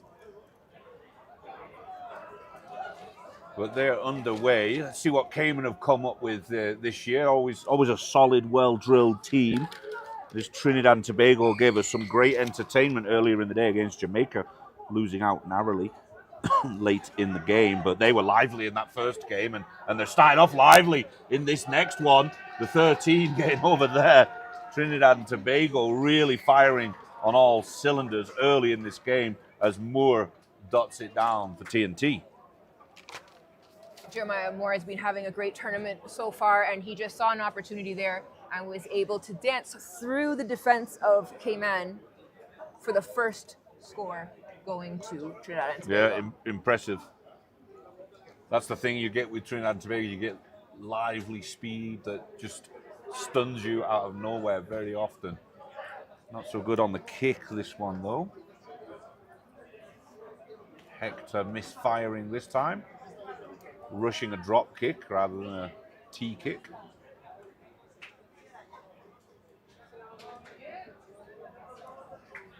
It's an interesting dynamic, Gavin, especially with the work that you do in the recruiting for rugby. We see that a lot of the work that's done and a lot of development is in partnership with other regions. And so it's really great to see that there's development and those kind of partnerships happening within the RAN region as well. Yeah, I love it. I like the fact that I thought TNT were about to kick off then after scoring, but Not sevens. Not sevens. Referee maybe was refereeing sevens last week. And Maybe it was in need to- CAC. yeah, I need to switch the chip a little bit. So Cayman about to kick off. But yeah, I love seeing the development through all of these countries over the last few years. Trinidad and Tobago, especially, I've reaped the benefits of that at the university I work at, St. Thomas. Looking to get a few of these Cayman guys on board in the near future as well. We shall see what we can produce. Cayman coming out on top for that one. What are they going to do with it? They're looking to play quick, but I imagine someone will want to take a kick. The fly half's running over. He's looking to kick for the corner, looking for a line out. I imagine Cayman quite well drilled in their mauls. They've done well with it in the past, in previous years. Third year in a row here in Querétaro. I feel like it's one of my holiday destinations at this point. We come here that often. Great little town. It's not that little, actually. I was talking to one of the drivers. Quite big. It's like 2.1 million people or something. I thought it was a village, but it's not. And the history here is incredible. Yeah, super cool. Very interesting. It's interesting to watch the strategy that Cayman Islands is using. They're using the roster, as I mentioned, with their debut players and their returning players to match appropriate experience, keeping the welfare at the fore for debut athletes. Really nice rolling maul they got going there and scored off of it. I don't see the player coming through, but he came through at pace out the back of that maul. Just tossed the ball away there, but Cayman getting on the board early too. 5 more points. Equaling it up. So 5-all, we're seeing a lot of competitiveness in the games that Trinidad and Tobago has played against Jamaica and now Cayman, where it's tit for tat, try for try. Absolutely. Keeping us guessing at who's going to end up on top. Is it the number 5 that scored? No screen. Yeah, no screen, no replay, nothing. Huh? 5-5.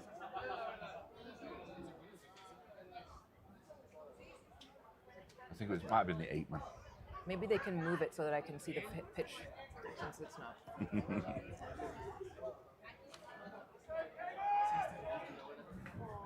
I'm going to go with Zach Brooks for that try. From what I could see. I should play while you're doing this. You can give me some tries, whether or not I scored them. Go TNT and get them restarted. Fernanda. Good height on that, nice and short as well. Fernanda. Cayman do manage to get it.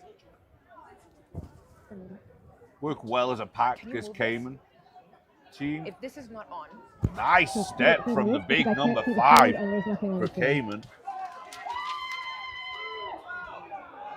If this is not going to Kian be okay, Anderson. can we move it? Because I cannot see the pitch. Thank you. Some good work there from Anderson, making good yards. Getting close to the 22. Not rolling away for Trinidad and Tobago. So Cayman, it worked last time. They're going to the opposite side this time for the line out. Muchas gracias. Can it unplug?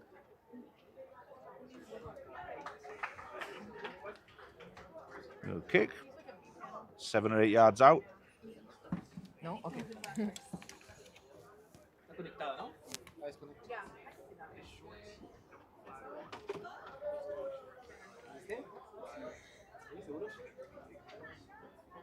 Thanks for everybody tuning in the Cayman Islands and Trinidad and Tobago. I'm sure you're watching your boys at home. Good result for the start of this. 5-5, keeping it interesting. It's going to be a tight one, I think. Two well-matched teams. Not straight on that line out. For Trinidad and Tobago, it's great to see the development through the schools program, where now we're seeing athletes who started out on their school teams, who have progressed through teams like Cipos Ruggers, like San Juan, and then moving on, whether it's to play senior rugby with some of the more established clubs, but of course making a great showing on the national team. Again, it takes some time to see that pathway, and I guess that tells you something about how long I've been around. You just aged yourself, Maria. Oh, yeah. Bound to happen. Yeah, I've been around for a while. That's true. In all facilities as well. Trinidad and Tobago here in their 5-channel, pinned back a little bit, so they're going to go playing one-man rugby here. Looking for a bit of dominance and some stolen yards so they can clear some space for the kicker. And here that comes. Not a bad kick. He got some space. We're talking about a good 20-30 there. Not a bad kick, not a bad clearance from Trinidad and Tobago. Nice control in comparison to their first game earlier where they were a little bit just rush.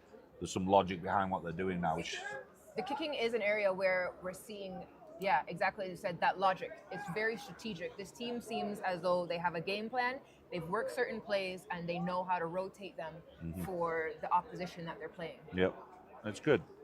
And the learning curve in a tournament like this for teams is massive. They play one game and you can see the light bulb going off one by one sometimes. And that's why this is always going to be one of my favorite tournaments, because you can see from day to day how important that actual game time in competition is. 100%.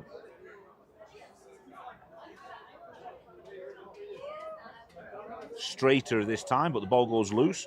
Falls kindly for Trinidad and Tobago. Some good yards again.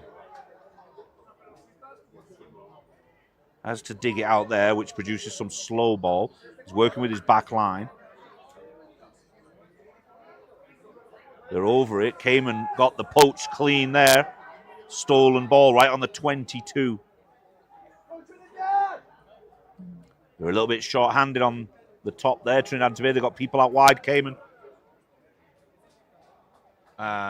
shoved out around 5 yards from the line. Cayman looking strong right now.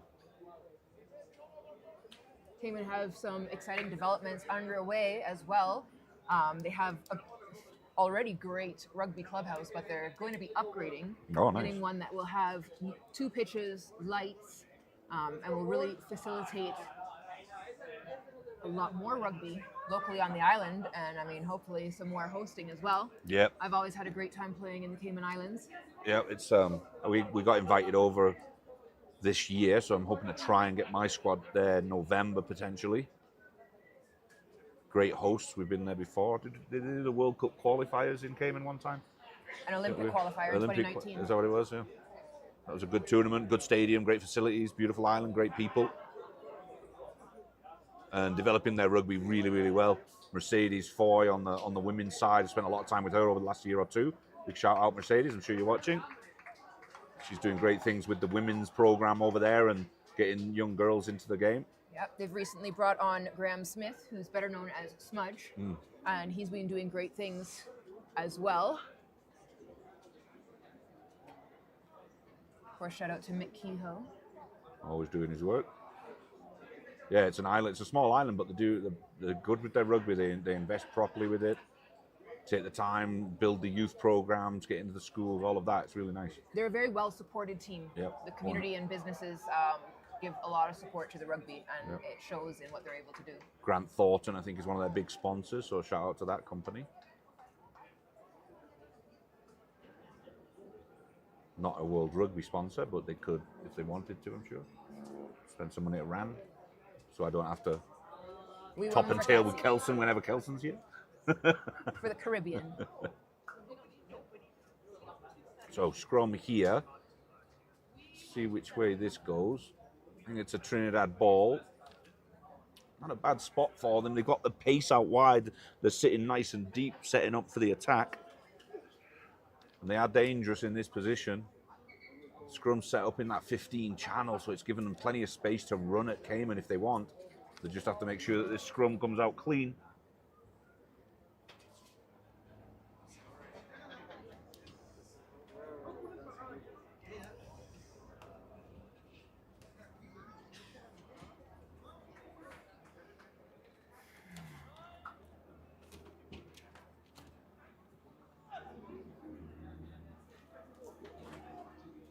Nice and stable, that one.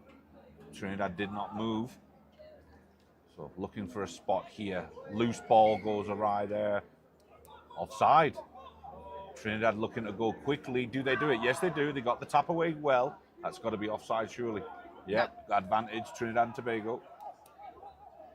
Slow ball now, but they can play with it a little bit. They've got the advantage. Sat in a few. I don't know if that, how long that advantage will go for, but they're playing through some phases.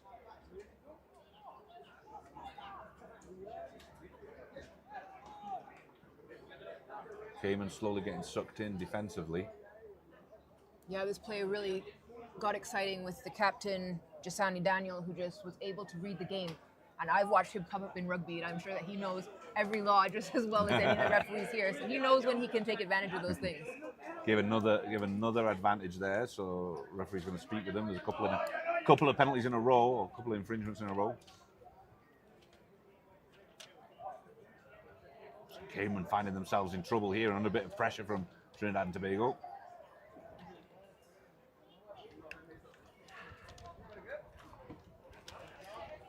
Big shout out to Carib's Club who are watching. Northerns, Harvard, Sepos, School of Rugby. Trinidad and Tobago actually has a big rugby community. Yeah. One, it has a number of clubs. It has the different divisions, of course, the seniors and the juniors, and it continues to grow. Sepos Ruggers in the south. Oh, Cayman come away with this one. Trinidad and Tobago lost the ball there, but another infringement. Okay, so maybe they took it illegally, so Trinidad and Tobago get another opportunity. Looking to go quick again. Referee's pulling them back. But yeah, you're right. I get the impression that the community of rugby in Trinidad and Tobago is really solid. There's lots of games going on. There may be not a huge amount of teams, but there's definitely, it's going in the right direction, and they're very enthusiastic about getting lots of competitions together. And I see it on my social media that there's always something going on there, which Yeah, you don't see that from every country. And I mean, a huge shout out to all the volunteers. Yeah. Because the fact that you're seeing things on social media means that people are excited and they're putting in their time, their expertise to make sure that that's available to be seen. And I mean, they're doing this, out of the passion for the sport. FOC, free of charge. Trinidad and Tobago going old school here, just pick and go, trying to get around the corner, using a bit of weight, bit of muscle. Now they've found some space. This is where they can shine. So you can get the lads in a bit of space running at people. That's where they're strong, but do they have the numbers and the quick hands? There goes the ball. He's got a couple to beat. He's got a lot of work to do here. He stiff arms one, skips past another, and he's gone in the corner. The scrum cap, I didn't see the shirt number. It might have been 13 potentially, or 23. I couldn't see If properly. it's a scrum cap, then it's Jeremiah Moore is 13, or 23 is Michael Mitchell. Yeah, this one near side right here. The black scrum cap or the white one? Black This scrum one, cap? yeah. Yeah, so that's going to be Mitchell, Michael Mitchell. Yeah, 23. Great work from him.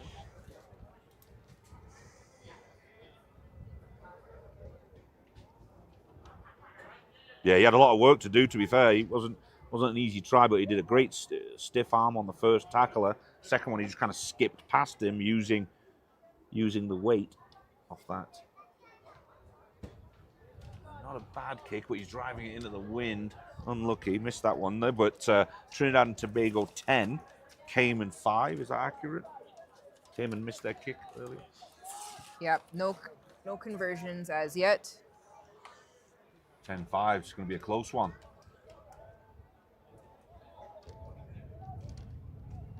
The vibe seems to be really good with the teams.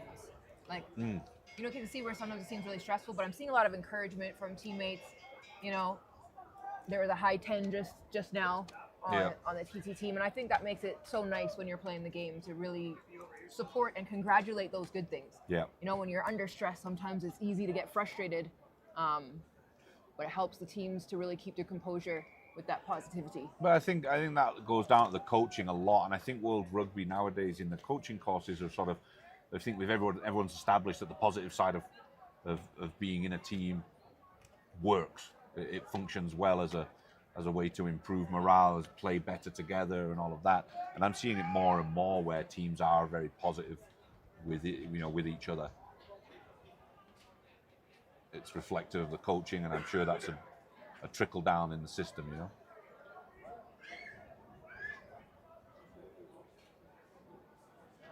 So interesting. Cayman with this one now in that 15 channel. They've got some pace out wide as well, Cayman. It's not just Trinidad and Tobago and Jamaica, you know. Maybe you can see some are released here, but squeezes through the middle, the inside centre on that crash ball. But the 8-man coming around the corner, running straight at the winger. He's going to feel that one tomorrow. Hits the 22. And there's the flanker doing similar work. 10 goes it himself. He gets taken down. Cayman going sideways at this point, just on the edge of that 22. Second row forward, bumping through, stealing a yard. Fly has got numbers outside of him, but he goes to contact again. Good tackle, Trinidad and Tobago. Good defensive wall. Being a little tight with the yards they're giving away. Flanker goes to ground. TNT hands on it. That was Solomon who went in there, Jonathan Solomon. There was an advantage to Cayman there. No wrap on a tackle. Maybe an opportunity here for Cayman to even things up a bit.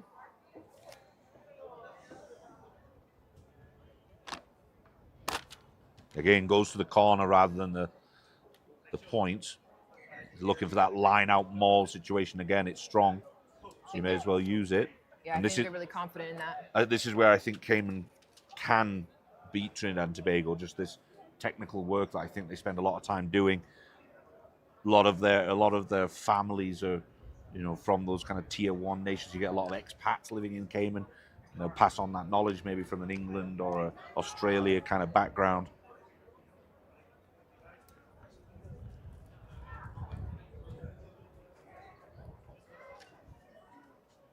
Up nicely there and taken clean. The maul's on its feet. It's going forward. Referee didn't like something. So Trinidad and Tobago get the ball back. Mistake from Cayman, lost opportunity.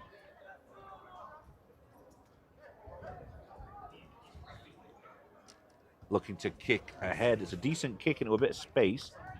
Fly half's back there. Robinson's pulled down. And Trinidad and Tobago getting sloppy, making a lot of mistakes now. Numbers, but he knocks it on. The 8-man can't quite get low enough to scoop that one up. He'll be kicking himself, Zach Brooks. Lots of options there for the passer, but never hit any of them clearly. Yeah, Trinidad and Tobago has been using the kicks a lot more strategically, as we've been noticing in this match. I think ultimately a good decision. It was collected beautifully by Cayman, but it still has taken some of that pressure off of Trinidad and Tobago. A lot better playing between the 20 and 40 than playing between the 20 and 10.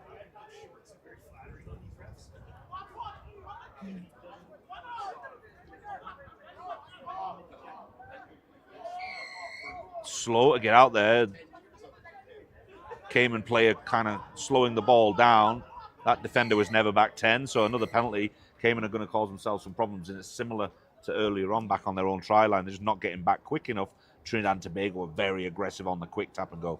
Yeah, it was Hector taking it quickly that time. Perdón? Sí. Tenemos el papel, sí. Some. Yeah, so Stern talking to there. Cayman guys just know that they're not getting back quick enough, but it's really not much they can do about it. Trinidad and Tobago are playing it so quickly, really putting Cayman on the back foot when they get any opportunity. And it's just ill-discipline, things like hands in the ruck, that kind of stuff. A couple of offsides, but they need to fix it. I think whoever the team that's making the least amount of these mistakes is the team that's going to win. It's all penalty-based. So just confirming we're still at 10-5 is the score. That's what I've got, yep. Not sure if the viewers at home have A different score. well, have it up on their screen. So Trinidad and Tobago here. Oh, dropped his shoulder and just bulldozed the Cayman defender there. Oh, Nice work through the back line from the Trini 10. Nice little step. Just disappeared. The Cayman player clutching at straws there. Nice little tip pass. Cayman predicting this one. Getting off the line well now. Getting a good speed in their defense. Up again. This time Trinidad working across the field. Getting back towards that 15 channel. A great little poach. But no. Referee didn't like it. The tackler had not rolled away before the poacher came in. Trinidad and Tobago aiming for the corner, and he's gone for it. White scrum cap, 13, I believe. That's Jeremiah Moore. He's been having an excellent tournament. And that was such a beautiful series of play. And every single ruck you saw them, they went in their pods of 3. The rucks were secure, they were safe. They rotated the ball out. They kept drawing in the defense. And then, actually just seeing Jeremiah Moore look up and kind of read what was in front of him. Yeah, he knows he's got the pace. He can get around the corner. He backed himself, didn't he? Trinidad and Tobago, a little bit against the grain. Like they don't really control all of the game, but when they get into this half, they seem to switch on. That's when the phase play comes, and that's when they find themselves with a bit of space. That was a better strike. And the wind's carrying that a little. Yes, just over. Very, very close. Successful conversion from Hector. And that's the halftime whistle. Halftime score 17 points to Trinidad and Tobago over 5 points for the Cayman Islands. What's 26's name? 26, Jedediah Hector. Hector. Also having an excellent tournament.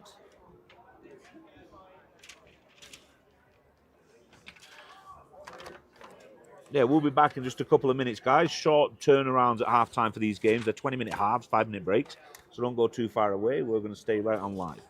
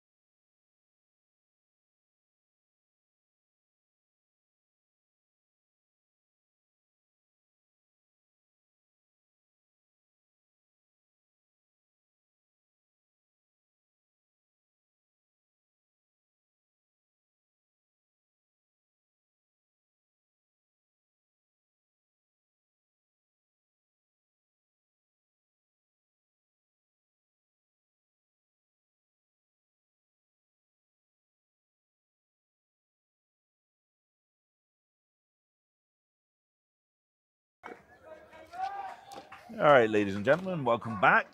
We enjoyed that break. Cayman are going to get us back underway. They're on the left-hand side of your screen in white, about to kick off to Trinidad and Tobago for the second half of this game. Current score 17-5 to Trinidad and Tobago. Played some good controlled rugby this game in comparison to earlier in the day. Earlier in the day, I think first game nerves of the tournament. It was a little wild and reckless, but fun to watch. Cayman looking to force their maybe size and strength on this Trinidad, this very fast and lively Trinidad and Tobago team in the second half, get back into this game. Yeah, it was a beautiful high kick. Did exactly what it was intended to do, got knocked forward. And Cayman is already up there with a scrum. Their pack definitely looks like they can handle the scrum well. Yeah, much heavier pack, at least the front row for Cayman.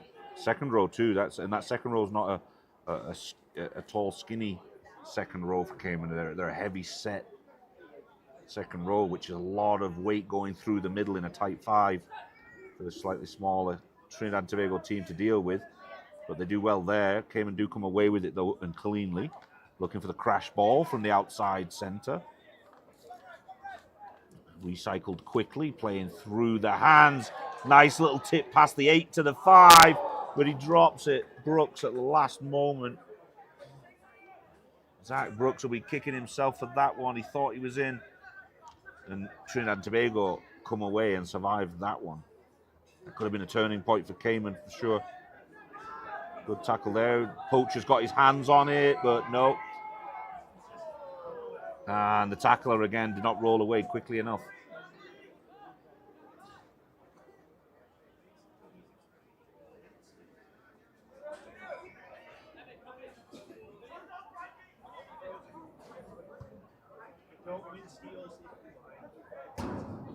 Team is this is not the sheet. It's this one.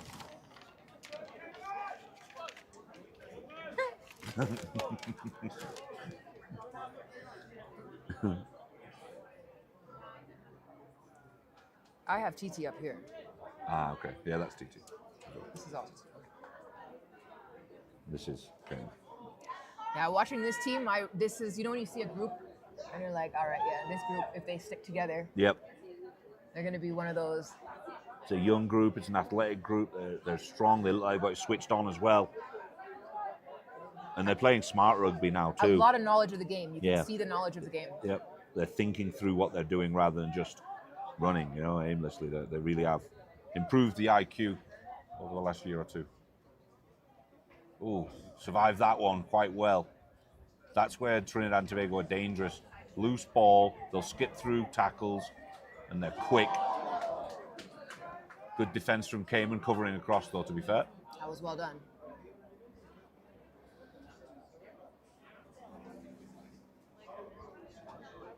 So Cayman will have the throw in for this line out. I love line outs. Love watching them, just seeing, like, especially in 15s, because then you can have the front option, the back option, Yep. the short option. Yep. And they can get complicated too. And the defensive side, how do they react to it? Do they follow? Do they, Yeah, or do they just exactly. jump and try and compete? Nice skip inside. Good yards from number 18 for Cayman, Francis Keogh. Working through the line, but he again steps inside at halfway. It's not a lot of support there. It gets there eventually. Again, Keogh making yards.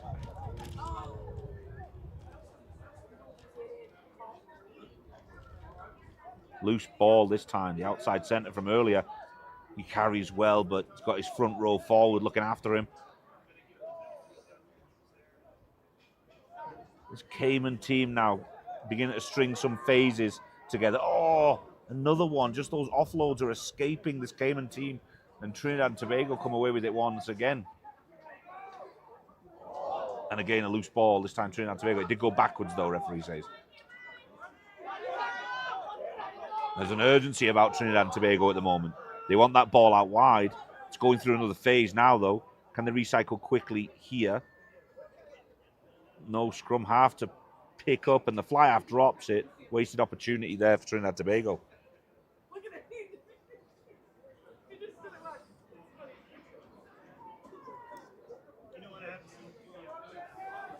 So knocked forward by Trinidad and Tobago. This is going to give Cayman the put in at a scrum. The score is 17-5. I don't think this game has escaped Cayman yet, but they need to do something very soon if they're gonna be successful.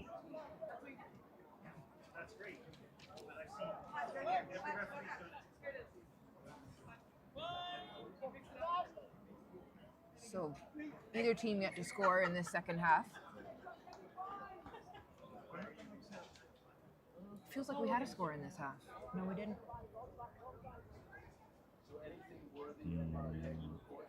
No. So what I've noticed in some of these teams, they're not taking any hit in the scrum.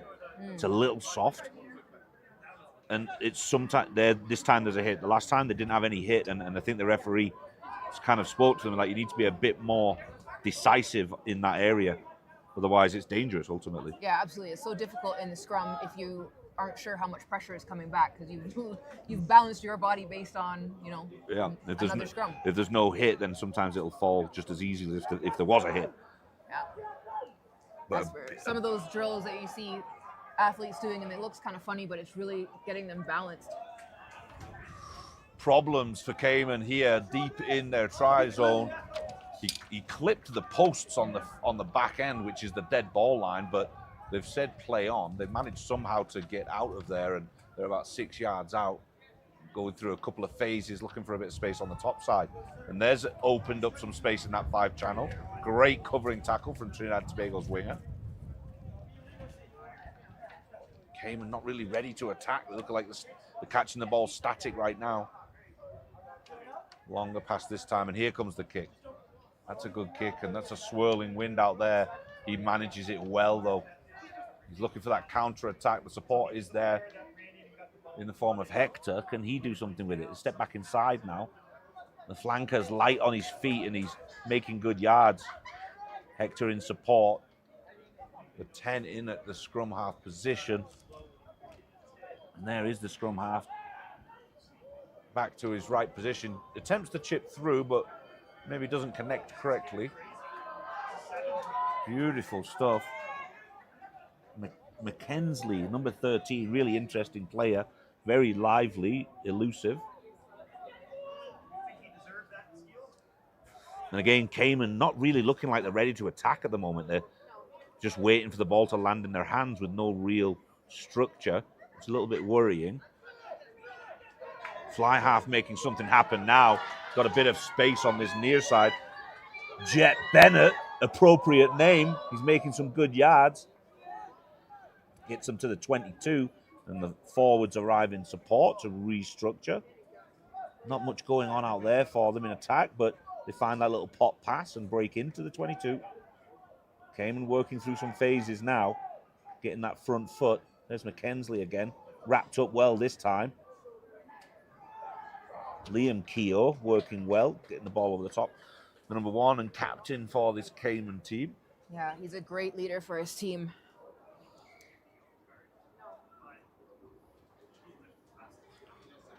With bodies strewn all over the park at this point. That was a very long period of play without a break, so a few bodies needing to get some oxygen, some water in. Yeah, Fabi and I were talking about, well, for her, I guess she didn't have as much trouble as me about playing in Mexico City and just the effect of the altitude. No, for sure, especially these boys that are coming from literally sea level. I had planned on taking 7 flights of stairs yesterday, and I made it up. I think I made it to 4. Oh, okay. I made it to 4 before I found the elevator.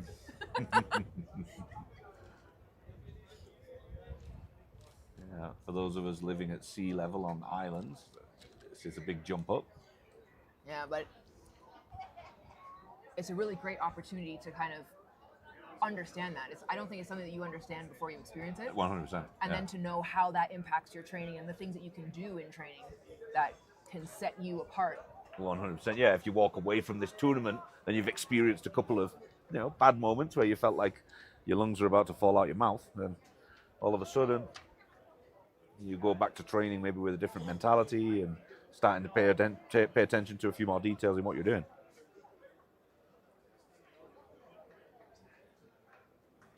So it looks like everyone's back on their feet at this point. Everyone's healthy. There's a TNT line out.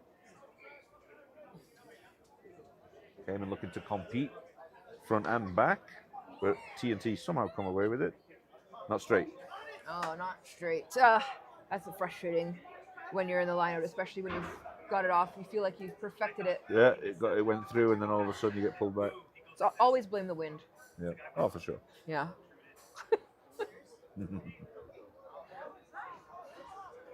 So Cayman look like they're going to go for that corner again, and if they can get some success with their lineups, maybe they've changed their mind.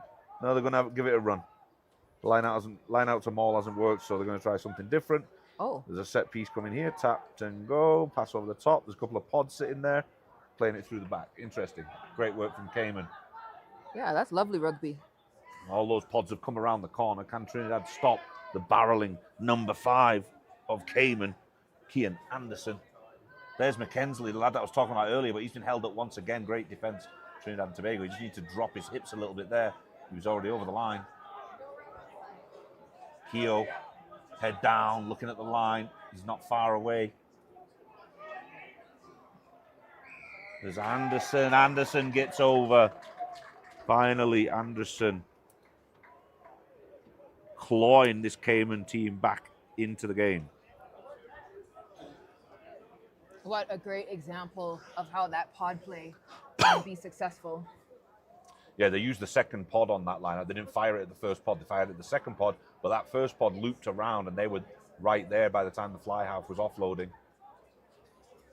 They were barreling down, running.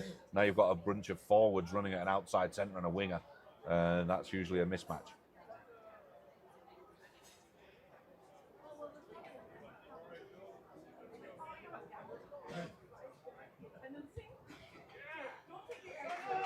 Kick's good. Cayman moving up 12 points to 17. We've got ourselves a match. We have. It's going to be close. Digby Robinson gets the extra 2.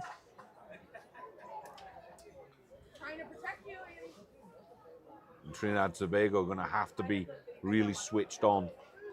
Get back into that phase play that got them success in the first half. Remember, Trinidad and Tobago had a game under their belts already. True. Cayman now probably just Nice and warm. getting warmed up, getting accustomed.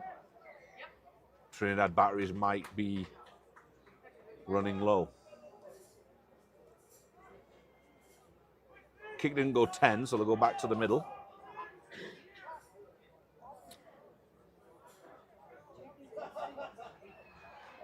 Scrum at the middle then for Cayman. For that error from Trinidad and Tobago.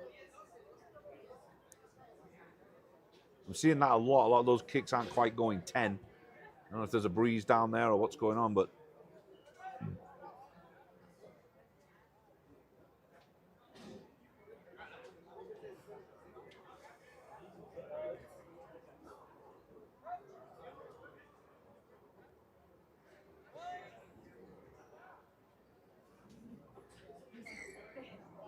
no, went early Trinidad. There was no hit, but Trinidad and Tobago went a little bit earlier than Cayman. Cayman get the advantage on that one.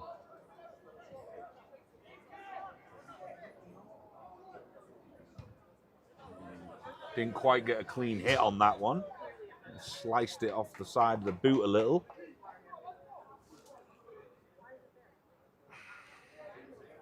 So it'll go back to the halfway, and then should be a Trinidad and Tobago line out. It's a shot. Yep. Yeah, it couldn't go directly out like that. That'll be Shem Currington throwing in.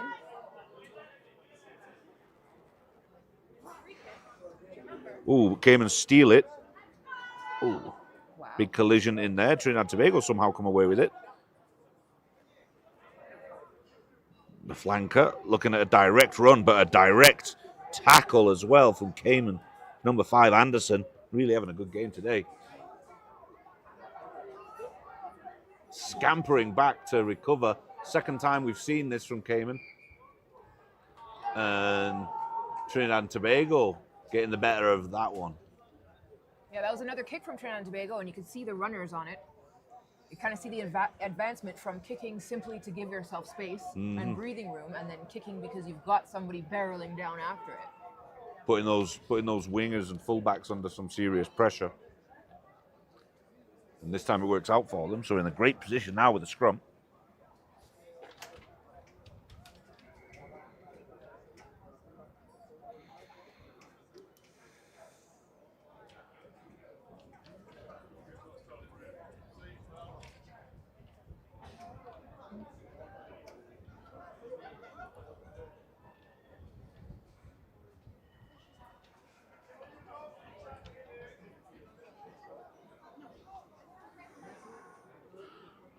Bouncing around in there, but the 8-man picks. He goes around the corner. He's tackled well. Didn't manage to get an offload in, but they've recycled it quickly. They've got an extra body outside, and he's only got one to beat. He dives.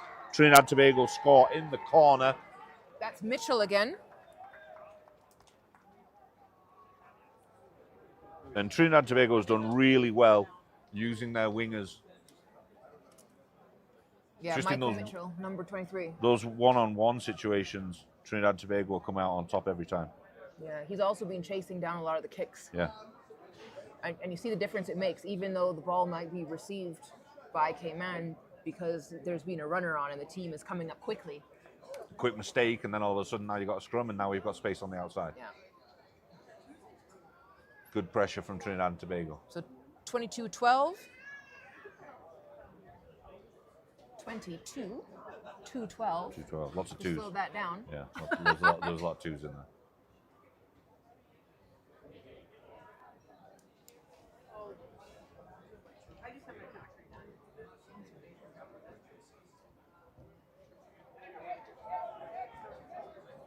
Short on the kick though, so it'll stay the same.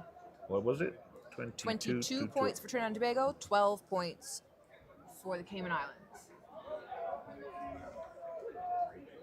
Cayman coming back, heads down a little bit now. They thought they were back in the game, but that might have been the nail in the coffin for them.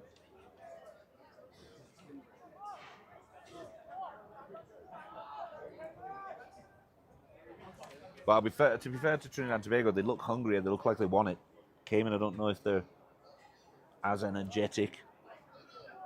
This is a very enthusiastic Trinidad and Tobago team. Yeah, Switching it looks the like side. they've really found their groove. Yeah, they look hungry. Well taken there under pressure. Oof, falls awkwardly and loses the ball along the way. So Cayman come away with it this time. For number 6, Javier Diet. Good carry to the 22. No release there from Trinidad and Tobago.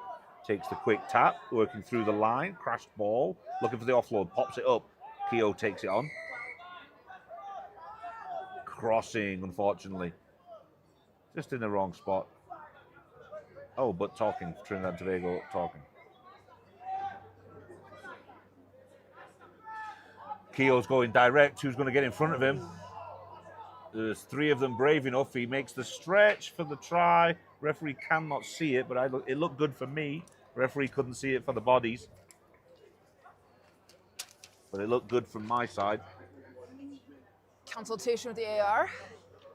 He landed and immediately stretched out his arm. Ball did connect to the line. I didn't see a separation from the hand. No, it was firmly planted. It's just whether.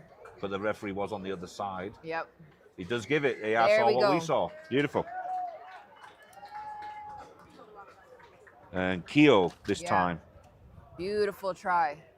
Great With- work. And it looked like he was going to get held up, and you could just imagine where he was just forcing, like, Yeah. especially when you know you have that much power and that much momentum. He knew, It's yeah. so weird to feel like you're being held up. Yeah. And you just see the arm shoot out, and that plant was like so It definitive. was good. It was good. It was a solid effort. It was So- like this pile and then just an arm and a ball plant. And that was Liam Keogh. Just to confirm, the number 1, Liam Keogh, the captain, not Francis Keogh. There are 2 brothers on the field. And with Robinson for the extra 2 points, which they kind of need to keep themselves. Oh, I don't know if that's good. Oh, he hit the top and went out. Hit the top of the post and went out. He'll be upset with that one, but a really great attempt. Yeah, the Cayman Islands closing the gap. 22 points to Trinidad and Tobago in the lead. And Cayman Islands 17 points. Yeah, he really could have done with those 2 points. Will that make a difference going at the last few minutes of this game? Deeper kick this time. That's gone over the back, but bounced kindly for Trinidad and Tobago, causing some confusion for Cayman. Return kick into a good spot. 15 takes it really well. Excellent job. Beautiful catch. That's Jabari Herbert, number 15. TNT going into contact there. Number 24, Sammy. Skipping through here, still making yards. Trinidad. Oh. No releasing from Cayman, slowing down the ball. They go with that quick tap and go. But this time Cayman do get back. They've learned. They're getting back on time. Getting back quickly and did well there. Now this time Trinidad and Tobago didn't release. Cayman playing Trinidad at their own game with a quick tap and go, but a loose ball over the top.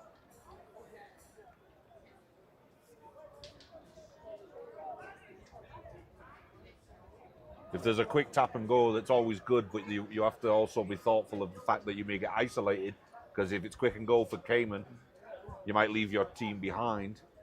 Yeah, well, it definitely is pressure. This is where you can see you got to stay in the game. You have to stay calm. You have to stick to the plan. You know, it's still anyone's game. Absolutely, it's beautiful competition here. Nice off the top for Trinidad and Tobago. Big man's just going through the middle. Route one. And again, that's that hunger I'm talking about with Trinidad and Tobago. They just look like they want every movement. He's powerful, aggressive, running at people. And he's broke a couple of tackles there. He's broke a third one. Trinidad and Tobago surely finishing this one off now. Cayman bodies everywhere. I didn't catch the number on the shirt. I think it was 6, which is Ethan De Freitas Manswell. If number 6. But great work, and that huge run from the forward there, that initial run. Mm-hmm. Yeah, that's what got them on the front foot. He's got his hands on his head now. But yeah, it was just direct, aggressive. People were moving out of the fella's way. I think I would too, to be fair. It was the big number 19. Is it 19? TT doesn't have a 19. Yeah, that's what I was thinking. Sure, maybe it's. Yeah, he's got 18 shirt on. 18? Yeah. Yes, 18, there's an 18. George. Terrence George. Yeah, that's what it was. Big run from George. The kick was good from Hector. 29.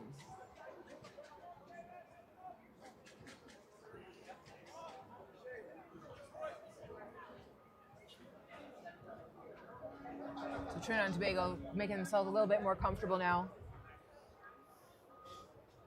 Cayman keep creeping back into it, and then they go quiet. Need to keep that momentum I going. think what happens, I don't know that Cayman's getting quiet. I think what happens is the message is getting to TNT that there can't just be that one try difference. Yeah. So it's not a lead, right? An ugly bounce there for TNT, and this is Cayman coming back into it again. Letting it bounce, and it bounces the way of Cayman. Tip pass. The second row forwards and flankers are working really well. He stole that. Not cleanly, though. There was no release. No release from the tackle. Hands on the ground.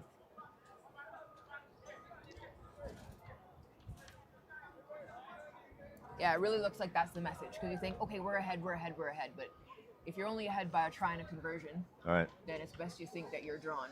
And Cayman do keep creeping back in. And then it's like, oh, yeah, we still got to finish this game off. Cayman and just keep reminding them. You haven't won it yet.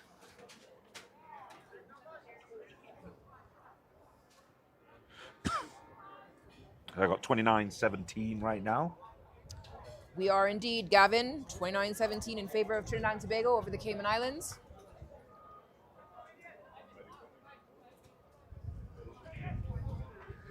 This is the 4th game of the day. We have 2 more to go. Some loose ball coming through that line out. Knock on in amongst there somewhere. And that's it. The referee calls the end of the game. So 29-17 it will be. Trinidad and Tobago. That's a big win for Trinidad and Tobago. I think Cayman thought they could come get something out of this one, and they're walking away empty-handed. Fabulous Well, they have game. 17 points, not empty. No. Yeah, true. But yeah, Trinidad and Tobago, great game, played well. Big improvement on their first game as well against Jamaica earlier in the day. So we'll see how this all shakes out over the next couple of days. It is 2 days of competition before we lead into the Saturday final. So all of these games are placing in a group basically. And we'll go towards a final for each level on the Saturday. We're going to be back in an hour for our next game coming up. 2 more games today, and then we'll wrap it up and we'll be back tomorrow. But don't go too far away, guys. Go get your lunch or whatever it is you're doing, and we've got more rugby for you in just an hour.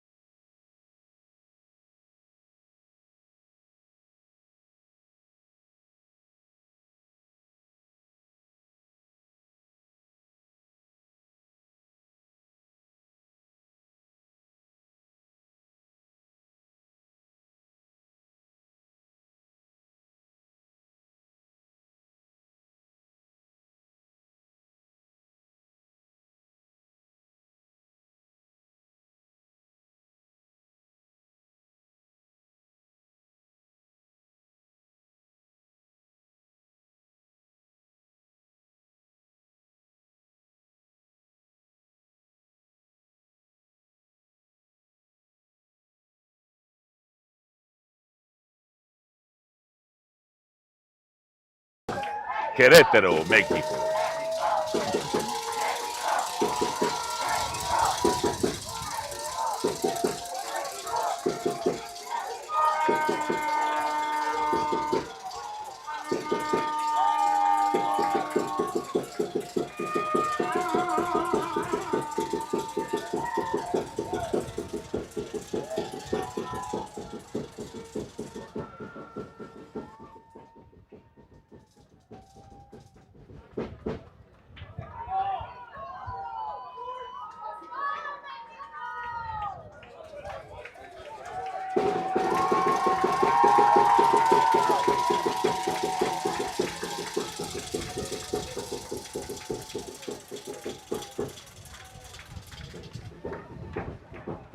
I'm gonna take this.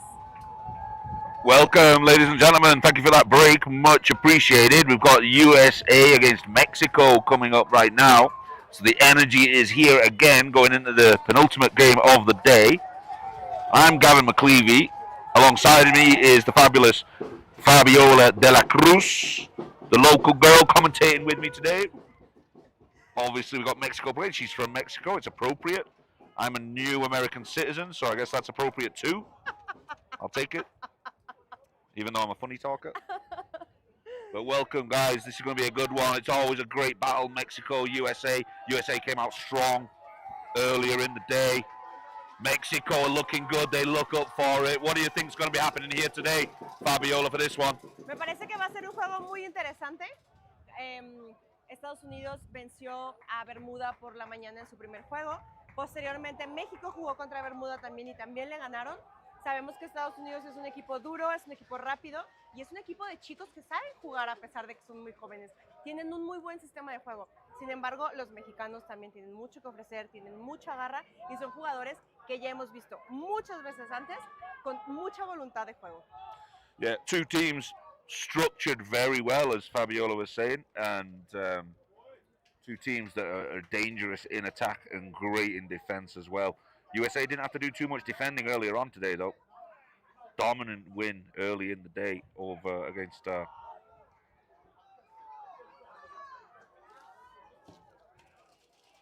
Tenemos este primer scrum de Estados Unidos.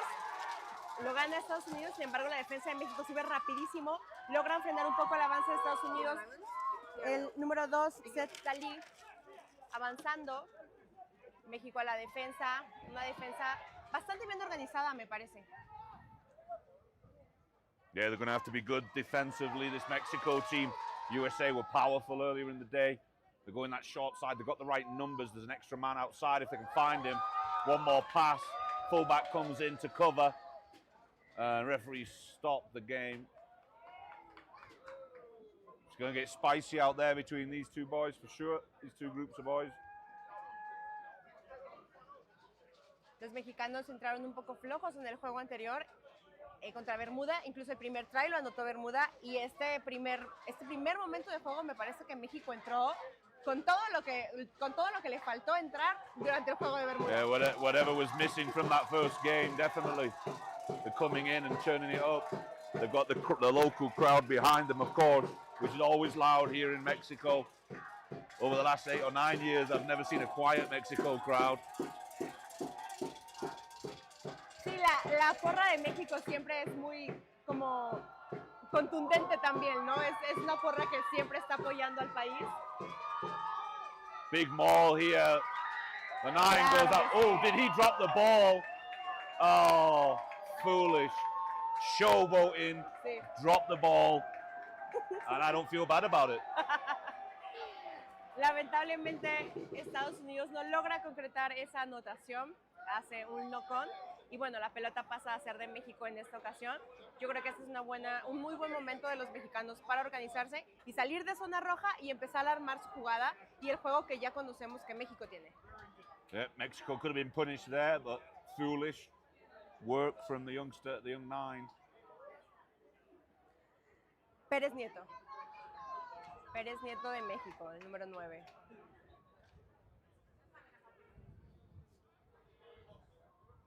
So there is Perez Nieto now.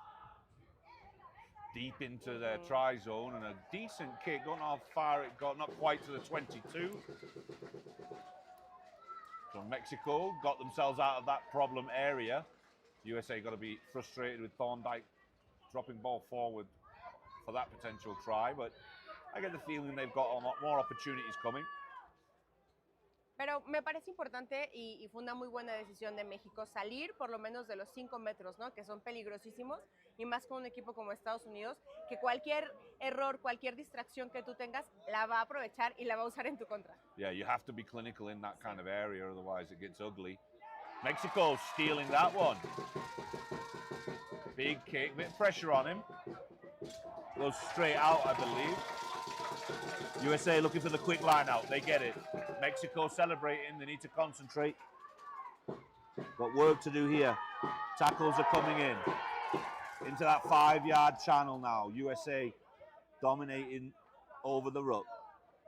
Un juego mucho más intenso, ¿eh? Yeah. Mucho más intenso por parte de los dos equipos, que los vimos ya jugar contra Bermuda. Y la intensidad que están llevando los dos equipos en este momento no es nada comparado con lo que se vio cada uno de ellos contra Bermuda. Yeah, always good energy in this Mexico-USA game. They tend to step it up against each other a little bit more. And a knock on there for USA, the speed and pace of it. They just slow it down half a notch, those passes will be 100% gathered. Saludos, Doc, te extrañamos. So Mexico dug their way out of that little hole in a good spot now.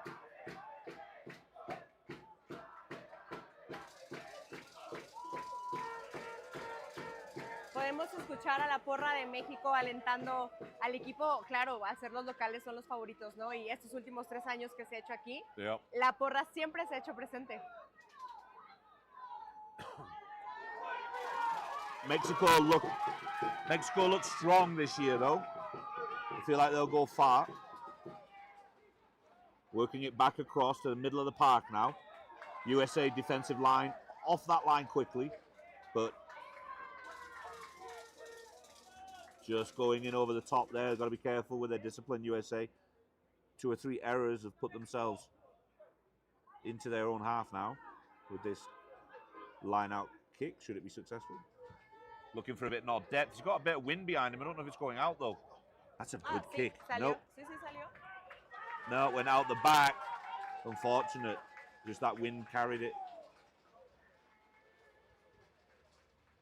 Me parece que tenemos un equipo mexicano más decidido. Yeah.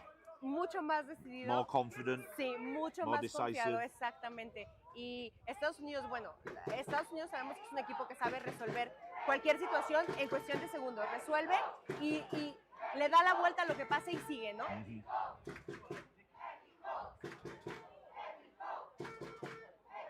Theoretically, this Mexico team, I would imagine, are a bit more fluid with each other as they maybe spend more time together.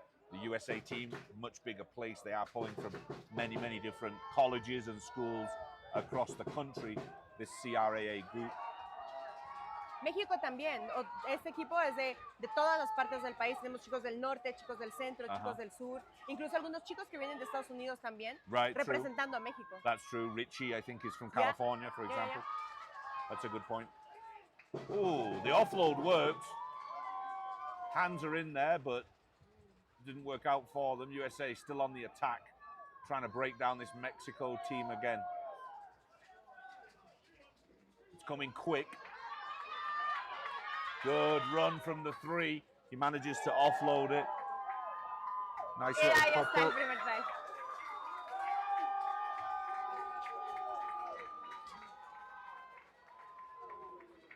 México lo intentó, la verdad es que estuvo defendiendo muy bien, pero el acompañamiento que tienen los chicos de Estados Unidos es tremendo. No hubo un solo momento en que hubiera un solo jugador por sí mismo y eso logró concretar el try. ¿Qué es el número 15? Ahorita te digo. 15. Sí, el número 15. So, number 15, Shea Summers for the USA, gets them on the board. Solid work from number 3 before that, Gallant, with a great carry.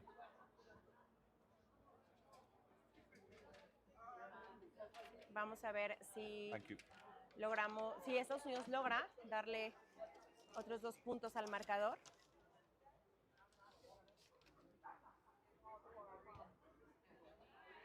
Y No me good. parece que no. No hubo patada. Edgerton was really good early in the Sí. day with his kicks. I think he only missed 2 out of 7 or 8. Me attempts. parece que Edgerton tiene como un porcentaje como del 60-70% en sus patadas, incluso de ángulos muy difíciles. Yeah. Lo vimos en el primer juego durante las patadas en las bandas Yep. y aún así las concretó. Yeah, no, he's good. First person in California history to play D1 soccer and D1 rugby. Interesting nausea statistic. So Mexico kicking, again going deep. Communication between the receivers on this end. Good kick. Is it going out? It's going to be close to the line. It does go directly out around the halfway line. Good clearance from the USA.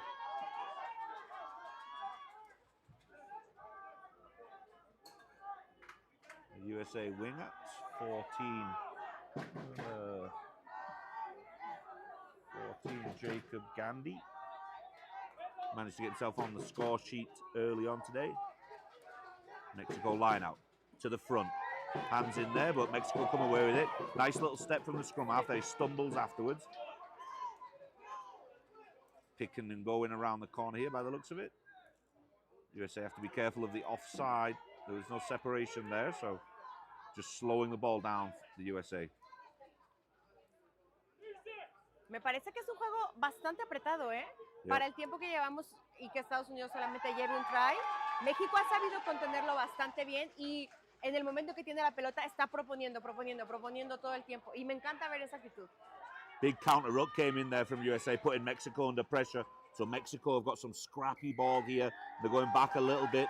And this time the ruck just dropped down too quickly. And USA are going quickly again. That's Thorndike, the scrum half. He's going to get under the no swan dive this time. He gets it right. Second time around, right under the sticks, Thorndike. Me parece que Estados Unidos supo aprovechar ese pequeñito momento donde México no regresó a tiempo a los 10 metros y aunque el árbitro no marcó la ventaja porque México no hizo por taclear al jugador, los agarró como desubicados. Yep. Unos regresando, otros viendo qué estaba pasando y ese segundo fue clave para que el jugador se fuera justo por en medio y lograra anotar debajo de los postes. Yeah, really aggressive stuff from the USA. Good under the sticks for Thorndike. Quick pick, tap and go quickly. We saw TNT doing the same thing against Jamaica earlier. It works. If they make a penalty and they don't get back, you've got to go quickly. You'll catch someone off guard. Manages sí. this one. El marcador al momento es de 12 puntos para Estados Unidos, 0 puntos para México. Edgerton gets his 2 points this time. Que en este partido lleva 50-50, una ganada, una perdida. Yep. It's blustering out there, the wind now, so causing a few problems for the kickers. Picked up a bit. Looking for that deep kick into the 22. It bounces. Ooh, and blocked from the Mexico Qué chase. increíble bloqueo. Muy buen bloqueo de México a la patada de Estados Unidos y logran mantenerse dentro de los 22 metros de Estados Unidos con una gran posibilidad para poder anotar.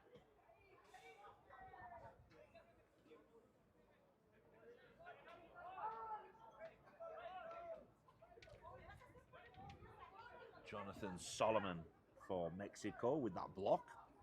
Putting Mexico in a nice place to put a bit of pressure on USA now. What can they do with that? Big second row forward, going around the outside to find the winger. Little chip ahead. There's a chase on here. Who's going to win that one? Thorndike's right there. They're covering Mexico 14. Jake managed to get there. Did they get it down? Yes, they did. I didn't catch the try scorer's name, though, or number. Qué intensidad de carrera de los dos equipos. Number 11, I believe it was, for the Sí, USA. sí, es strike. Dixon gets that one. Otro try para Estados Unidos después de una persecución de la pelota de más de 50 metros por parte de los dos equipos. It all started way back in the 22 with the Sí. big number 4 for the USA. Sullivan. Jaden Sullivan did some great work just running across the face of the Sí. defense that wasn't moving up, and he found his winger on the outside, and the kick ahead results in 5 points for the US. México dejó muchísimo espacio por el lado largo de la cancha. Era un solo jugador, eran aproximadamente unos 10 metros, yo creo, tenía todo el espacio para correr. Y México no alcanzó a subir a la defensa.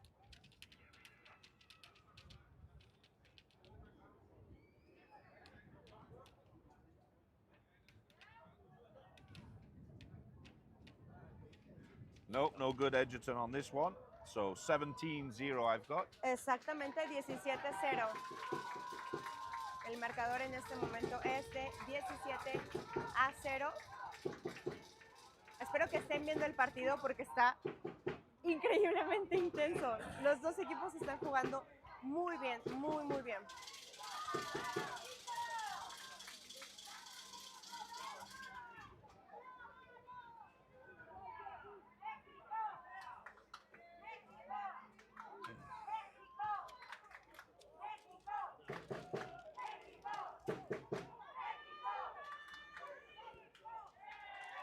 Okay, so they're in the 22 now. USA have got the ball. Mexico want to put them under pressure again, but they've got to get off that line defensively if they want to put this strong USA team on the back foot a little.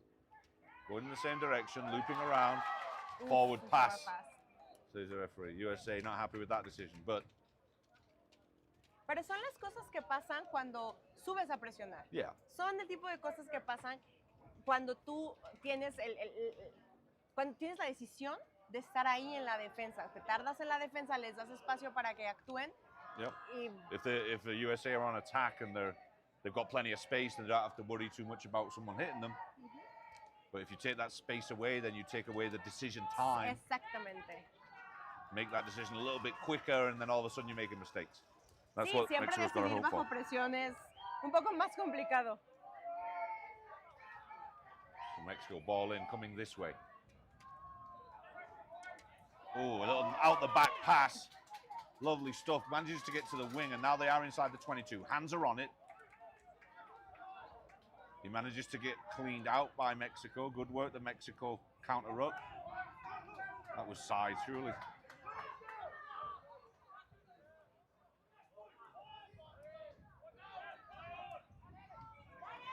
And again, that big pressure coming from USA now. Defensively, getting off the line quickly. Bobbled the ball there. Again, that pressure comes, so it's USA ball. They're working across like they did before. The winger was calling for the cross kick, but he didn't see him. USA working quickly back. Mexico got to be on the toes, got to be quick for this. Looking for a kick. He's seen the winger already moving. They've gone deep, but that's gone straight out there.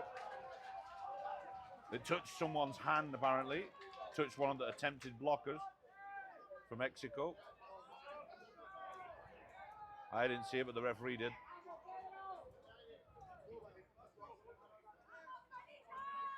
Just confirming with the AR what happened and why he wants to take it up. Me parece que sí tocó. Alguien más lo tocó, ¿no? Yeah. Sí, me parece que sí. Yeah, I think just trying to block it with his, it got caught on the fingertips. So USA, a little bit of luck on their side this time.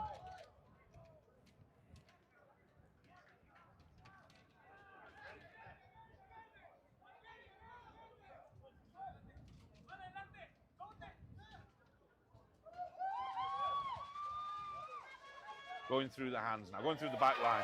Nice little step. Wow.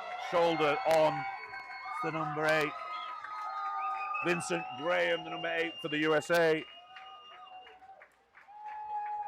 No era un espacio tan grande y qué bien lo utilizó, qué bien lo supo capitalizar.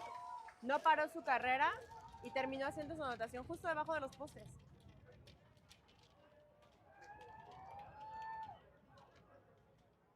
Me parece que la defensa de México se ve un poquito más desorganizada que al principio y eso abrió justo el espacio para que Estados Unidos pudiera pudiera correr justo por el centro.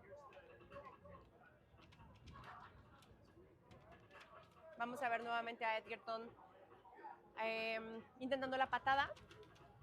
Un chico que es muy bueno para patear, lo hemos visto en los partidos anteriores. Y efectivamente, 2 puntos más para Estados Unidos. El marcador en este momento es de 24-0.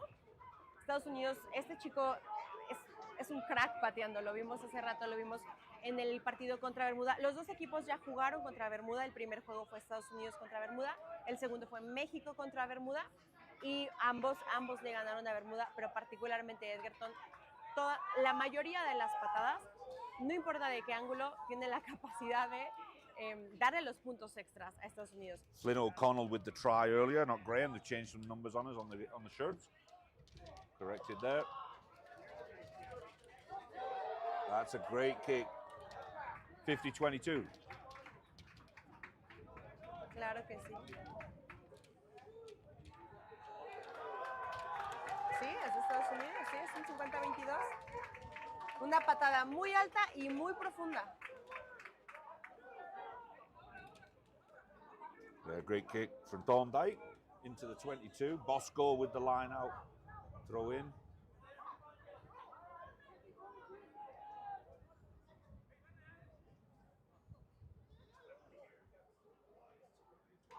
Thorndike knocked it on there. Clean off the top, but it bounced on the ground. That's the half. Intense game. You got the kick. You got the last kick, yeah? Sí, sí entró la patada. 24 to 0 I've got here. USA against Mexico. We'll be back in a few minutes. After this break.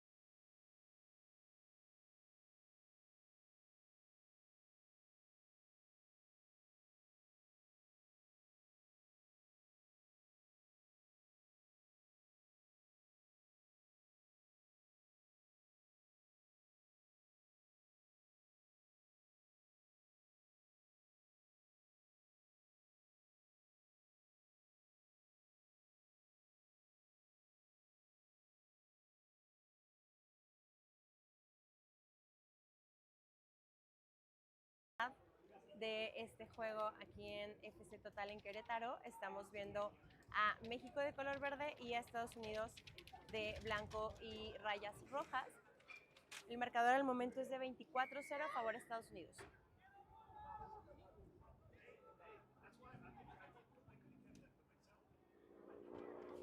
Una patada alta y profunda por parte de Estados Unidos y muchísima presión por parte de Estados Unidos hacia México. México recibe.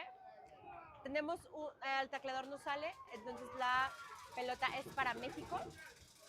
Dentro de sus 22, Estados Unidos presionó muy rápido después de que México cachó la pelota. Vamos a ver, México, me parece que México va a patear para lograr salir de las 22 y ganar un poco de espacio.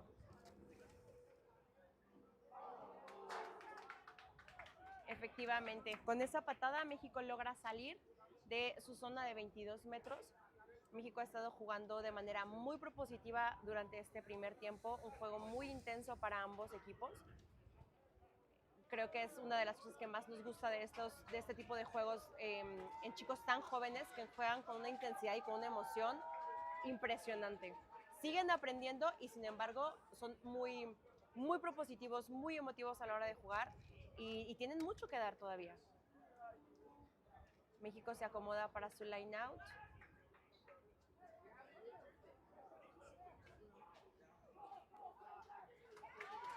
Lo cacha Daniel Fernández, abre la pelota, van a jugar con los backs, se lo pasa a González. González a Richie. Richie va al piso.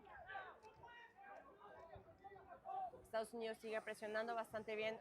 Muy buen offload de México justo en el momento exacto. México trae ventaja, está jugando con ventaja. Vamos a ver si logran concretarla. No se concreta la ventaja. Es un offside. El referee marca un penal para México. Nuevamente manda verbalmente le dice a Estados Unidos, hazte para atrás. Y México una vez más va a buscar una patada para ganar metros y concretar esta vez alguna otra jugada. Una patada bastante alta. Avanzan bastante, pasan la media cancha. Se posicionan justo a los 10 metros de la media cancha. Vamos a ver cómo juega este line out México.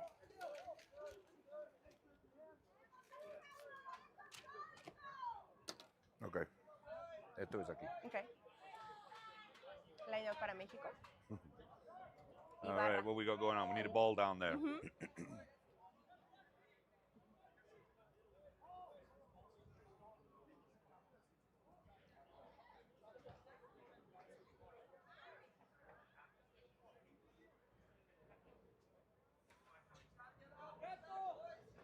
So 7 for Mexico. Ibarra. Elia Ibarra for the throw in on the line out. Horrible line out from Mexico. Knocked on from USA. They got away with that one. Just a little bit of confusion on where they're supposed to be jumping.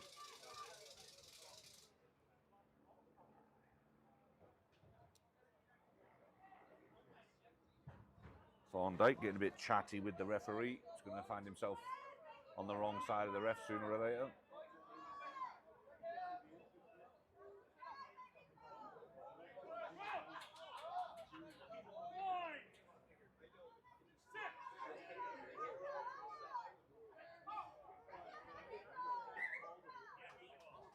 Yep. USA boring in firstly on this near side, and then the push was extremely early. Mexico going, stopping and starting, finally get going, but by then the USA defense is up in their face.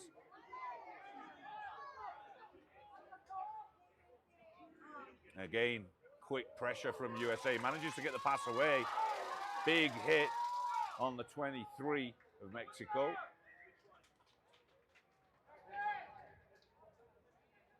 Don't think it was late though, just a good hit. México, si te das cuenta, ya esta es la tercera jugada que México va avanzando por faltas de disciplina de Estados Unidos. Yeah. Vienen de un penal, de ese penal lo cobraron en el line, ese line presionan, se les cae la pelota, tienen un scrum, empujan antes y acá tenemos este penal también no es algo que caracteriza a Estados Unidos. Yeah, they're little bit late to the tackle a couple of times, offsides a few times. But they're putting themselves under a little bit of pressure. Started off with this scrum, the unnecessary early push. They've got a bigger, stronger scrum. No need to push so early. Completamente. I think they would do quite well if they just held on for a moment. No compete in the air there, but the maul, they were concentrating on stopping it, and they stopped it well. Mexico's recycles a little bit slow at allowing the USA to set themselves in defense again. Lots of Mexican bodies involved in these counter rucks to keep the USA hands off the ball. Hopefully you can hear me a little bit better now, guys. The wind has dropped.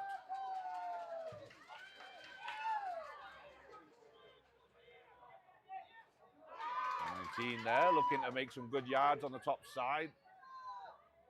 Defense of USA is holding strong for now. Sí. Looking for some strategic pick and go now from Mexico.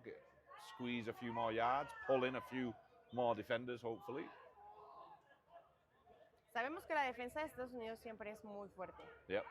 Pero también los mexicanos tienen mucha pasión y yo creo que pueden ofrecer una muy buena jugada si juegan con paciencia y con disciplina. Yeah, that's what they're trying to do right now. There's communication. Good communication between the halfback and his forwards. Big contact there from USA. Great tackle from the 13 of USA. He looks strong. Guy? Leighton Guy. Leighton Guy. Going into Wayne State University. Or Wayne State College, I believe it is, in the US after the holidays. Starts his college career. As the Mexico crowd start to be heard. They can sense there's a try line close. We're doing huddles now. Is this American football or rugby? We're doing? Otra vez México muy cerquita está en la línea de 5 metros. Venían jugándola muy bien, siento que se desesperaron un poquito y hubo esa falta de timing, que fue cuando perdieron la pelota abriendo hacia los backs, pero venían jugando muy bien con sus forwards justo ahí en los 5 metros. Yeah, very well controlled, very well managed. Sí, sí, sí. Good comms with their nines. Nines directing traffic well for them. But good defense from the USA. Guy getting off the line and stopping that Mexico attack. Trying to fix this scrum. Looks like there's a few issues on this near side. The loose head for the US, a little bit overexcited on his setup.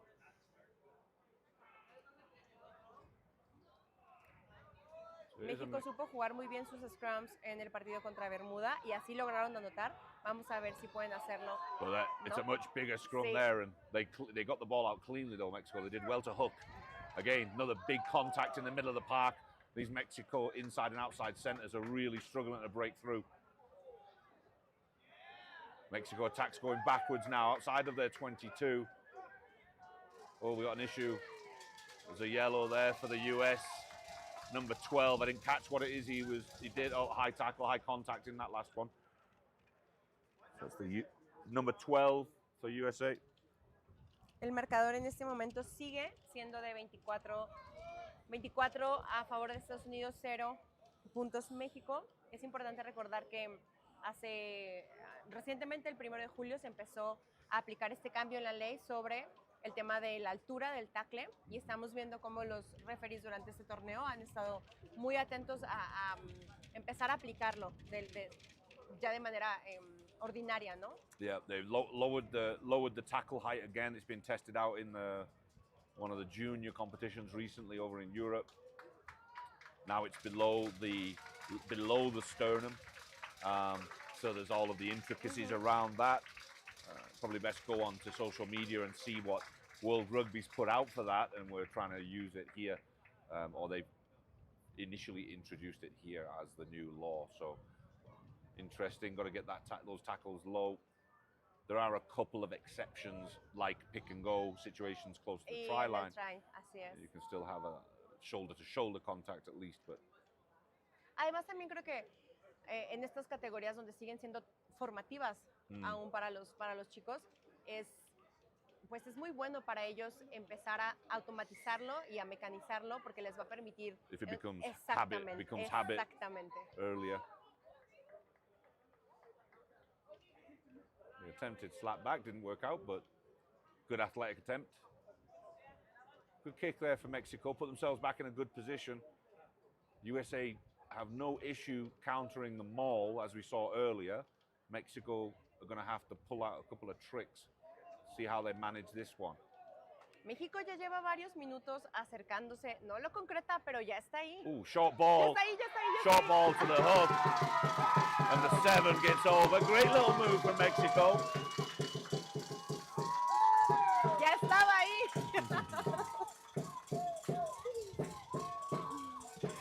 México venía trabajando este try desde atrás, venía trabajando este try desde sus 5 metros, por lo menos 5 jugadas antes.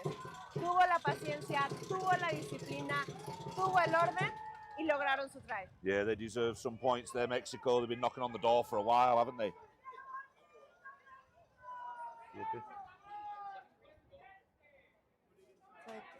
No vi el número.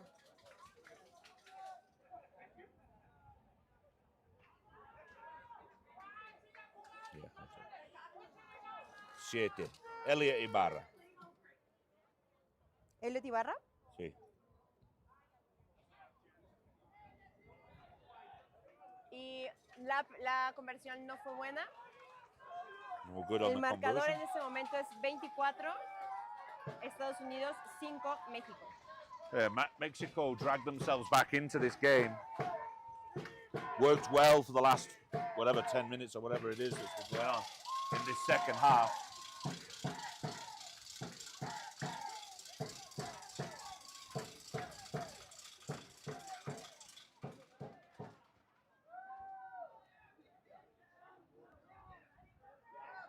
Good tackle there, putting Mexico back into their 22.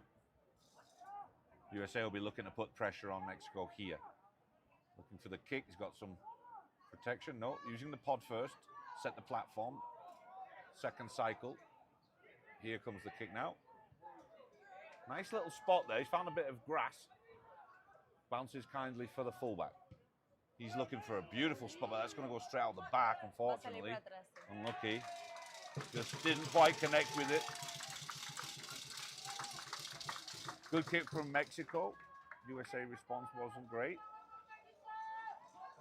Sí, fue una muy buena patada que nuevamente logra darle aire a México, sacarlo de un lugar peligroso y tomarse el tiempo para poder tomar decisiones, para poder proponer nuevamente. It's rugby IQ that will get you there many times over.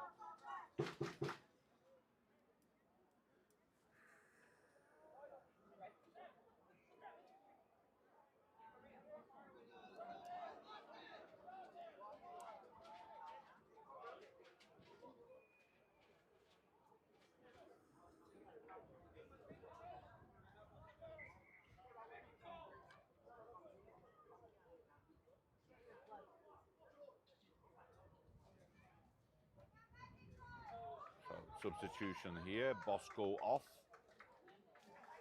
for the US.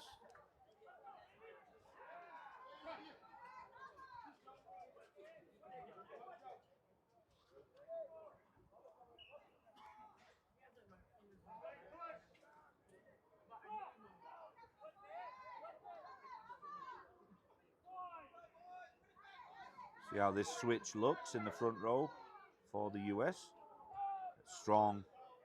US going forward, Mexico backwards, but they managed to get it out clean.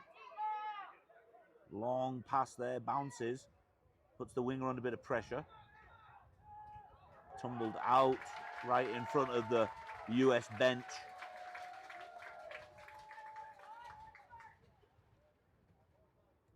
Sabemos que Estados Unidos siempre ha tenido una defensa muy fuerte, una defensa que presiona mucho y una defensa que sabe jugar incluso con un poco con la mente Yep. del otro equipo, ¿no? Yeah, they presionar. have no problem getting in your face and making you uncomfortable, that's for sure. Exactamente. Y México se les ha parado de frente y dijo, hoy no, Yeah, hoy no. they look up for it. They're still in this game. Slow ball there. Ball's stuck underneath that ruck by the looks of it. Goes the way of Mexico this time. Otro penal para México, que vuelvo al punto de hace rato. Estados Unidos es un equipo que se caracteriza por ser disciplinado. Y durante esta segunda mitad hemos visto un poco de indisciplina que los ha puesto en situaciones un poco peligrosas, que fue como México logró su try. Y otra vez, por una falta, por indisciplina, México vuelve a estar a 10 metros de su zona de anotación. Yeah, again, USA back where they were earlier, and this is where Mexico keep putting them under pressure. Little mistakes and then kick into the corner. And it looks like they've got a few tricks up their sleeve. USA obviously defend this maul well, but they found a way around it one time, adding a couple more to the scrum, to the line out. Maybe a change of play here. Oh, slapped back this time. They want to work with the back play. A little bit of football, love that. That looked nice. Going to contact there, into 3. The USA's got the numbers on this side. They're not going anywhere right now. High tackle there from the USA 10.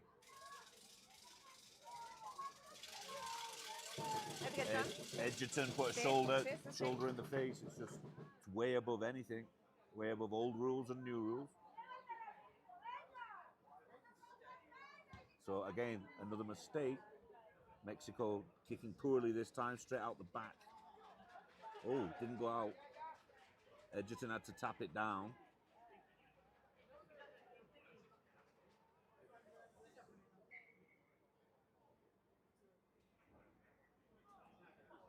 So that'll be a drop out under the sticks. Así es. Mexico will have to give them 5 yards.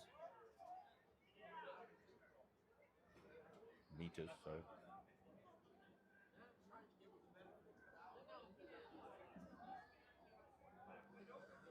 México ha estado jugando muy bien.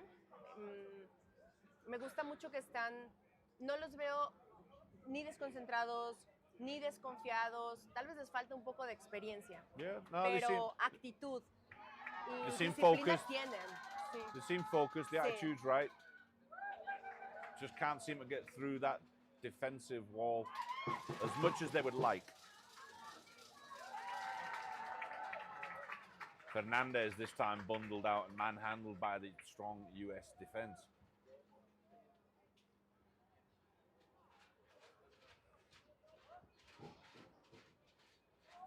This Mexico team's got an uphill battle, but they look like they're up for the task at least. USA have been a little quieter this half, haven't they? Haven't had much ball.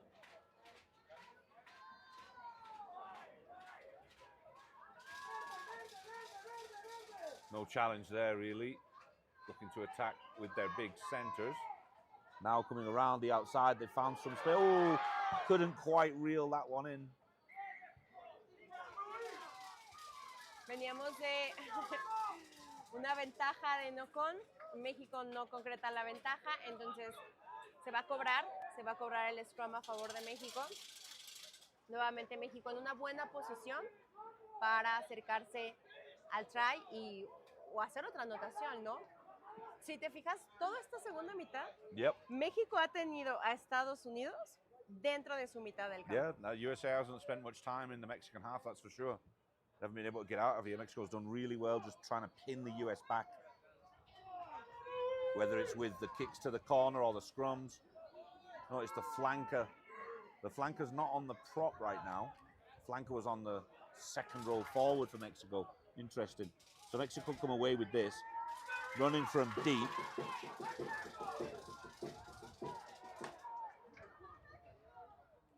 Tenemos otra ventaja por tackle alto para México. Varios tackles altos hemos visto el día de hoy. Made some good yards there, but he's going to be isolated. There's people on top of it. Are going to bring it back for them. Otra tarjeta. And another yellow card for the US. Thorndike. Me parece que hemos visto más de un tackle alto sospechoso por parte de Estados Unidos, que te repito, me sorprende un poco porque Estados Unidos tiene mucha disciplina, juega muy bien, juega muy limpio y me parece interesante que en este partido se ha visto como esa falta de, incluso diría un poco de técnica, que ellos la tienen, ellos son muy buenos tacleando abajo. Yep, not using it today though. Too many high tackles. Not sure what Thorndike did, but I know that he was getting on the wrong side of the referee earlier. Just too much chatting in the ear of the ref and caught up with him there. So I don't know if he'll get back on after his yellow or not. I don't know if there's time for that. Nuevamente México está como a 10 metros de la zona de anotación de Estados Unidos. La supo hacer hace un momento, fue como anotó su try. Tienen un jugador menos, México tiene ventaja numérica, entonces creo que tienen esa oportunidad, nuevamente ahí se les presenta. Ya vimos que con el orden, la disciplina y el enfoque que tienen, pueden lograrlo. Con esta ventaja numérica, mucho más probable. Yeah, they'll be looking to make this a clean one. They've changed position a few times, but USA have come away with it. Overcomplicating that line out, I think, Mexico. Now USA on the attack. There's attack. There's Tally back on the field. USA slowing it down now. They need some good possession. Almost blocked there. There was a hand on it for sure. Ball's still live. Kicked ahead for the US. Mexico will try the counter attack. Whoa, stretching there. Now he's under pressure. That pressure is coming. Oh, nice pop off the ground. Recovers that well. Fantastically well.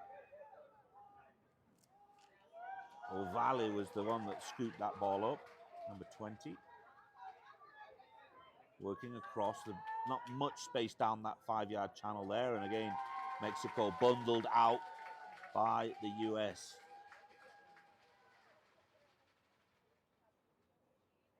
México se recuperó muy bien de esa patada. Primero en el line, Estados Unidos logra robarle la pelota, lo recorren como unos 40, 50 metros hacia atrás y México logra recuperarse y volver a proponer.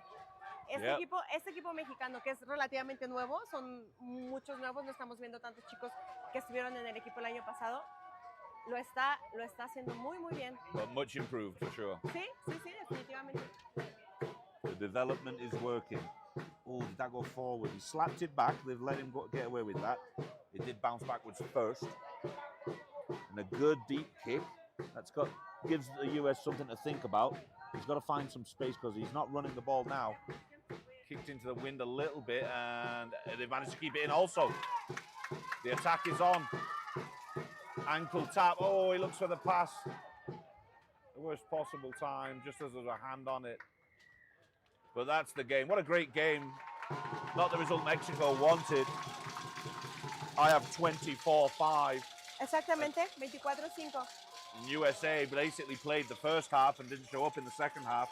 Mexico really good second half to get 5 points and probably deserved a few more. But what a great game of rugby that was from both sides. Yo me atrevería a decir que no fue solamente una muy buena segunda mitad. Creo que fue un muy buen juego para México con un muy buen resultado. A pesar de que Estados Unidos anotó más puntos, México tuvo muchísima posesión de la pelota, propuso muchísimo y creo que fue un muy buen resultado para los mexicanos. Para toda la comunidad de Rugby México, los partidos de México se van a transmitir por el canal de High Sport solo en México. Para el día de mañana, el partido de las 9 de la mañana y de las 3 de la tarde y las finales se van a estar transmitiendo solo los Juegos de México.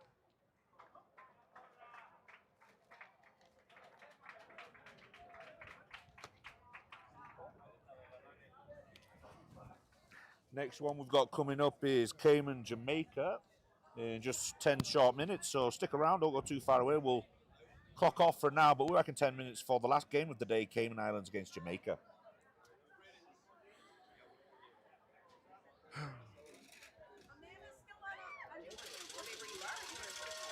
I don't care.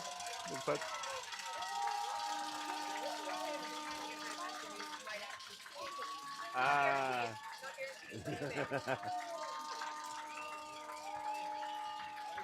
Yeah, they're sending these through,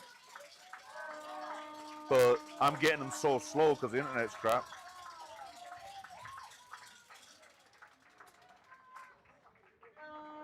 And it's on my phone. I can't do anything with the phone. So I'm trying to write them down, but I have. Well, I'm not getting anything. No, I haven't. Yeah. I got added to that thing, and now there's nothing except for I have your lunch tickets.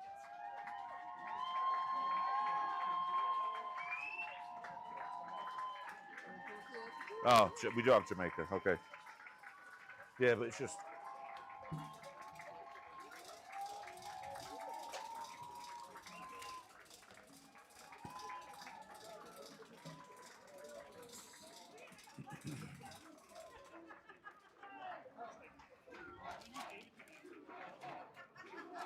Give me that one, please. Actually, I'll take all of these. Why was that the most fun? Oh.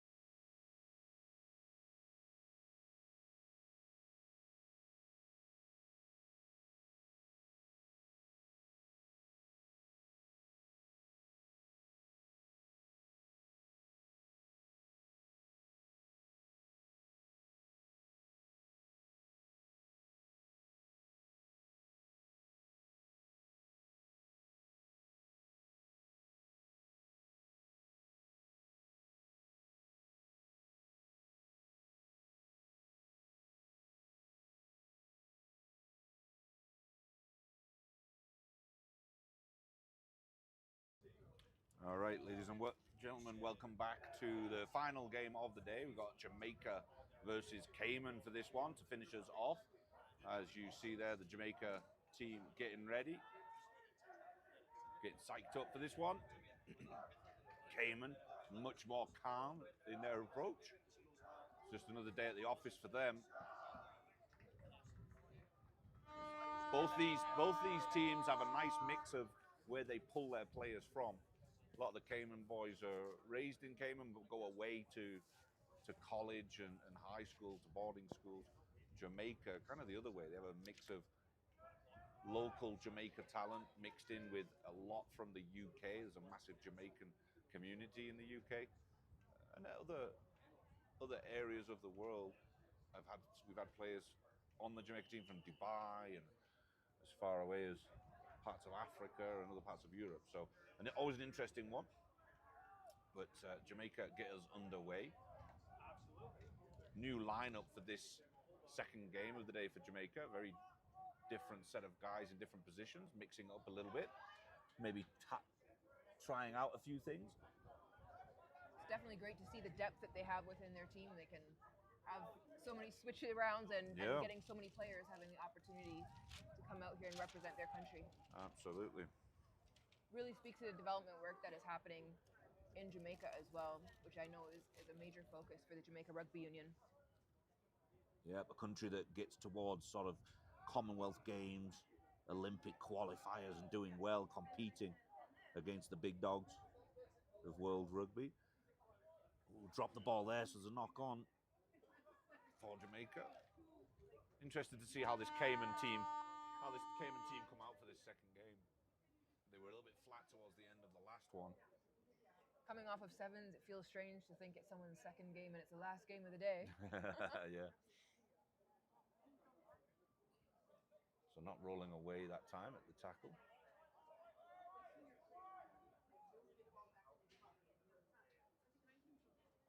Looking to kick to the corner and see what they can do with the line out maybe. He's like, yeah, I felt that. I was like, yeah. I was like, other than that. It's about 10 yards out, not a bad kick. Not much urgency about either team to get this thing going today. It's been quite warm out there for the most part.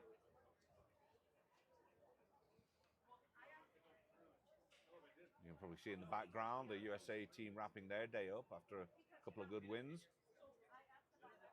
Jamaica fought the line out. Oh, waiting for an extra person in the line out. Not straight. Referee didn't like that one, wasn't straight. Yeah, it's definitely interesting to see the tactics. Both of these teams, and speaking with them behind the scenes, are really working on that development piece and that introduction of new players. And I think, especially in the Caribbean nations, it's really finessing that balance of introducing new players, pairing them with veteran players, the different types of experience and how that creates such a great tour experience. Because if you think about it, people who are in rugby, there's always that one tour, and because of that tour, they're going to be in rugby forever For in some capacity. The rest of their lives, yeah, for sure. Yeah, it's getting that balance of a good experience, but really learning the rugby too. Yeah, absolutely, Gavin. There's a big kick from Cayman. It's well collected from Jamaica. Nice little dance through the middle there. He skipped past a couple of them, the 15. Yeah, that's Ruben Flynn. He was there last year as well. Great player. Played really well last year, I remember. His name popped up a lot. Comes from deep, and there. Jamaica in a good position now. Cayman don't look too stressed defensively. Oh, he's broken the line there, though. I think that's Cassius McGilvery, the number 6.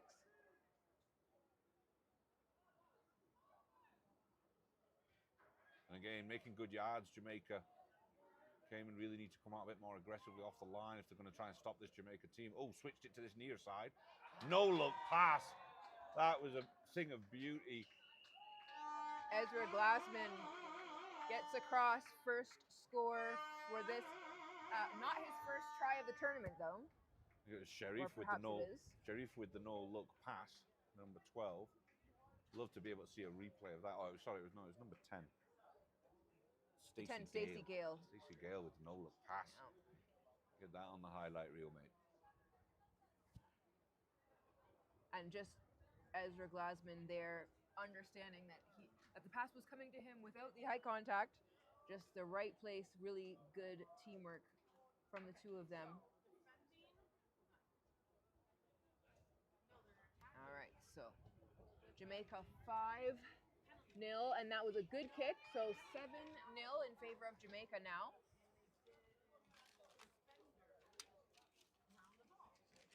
And the kicker was 9, I think. the number 9. Yeah.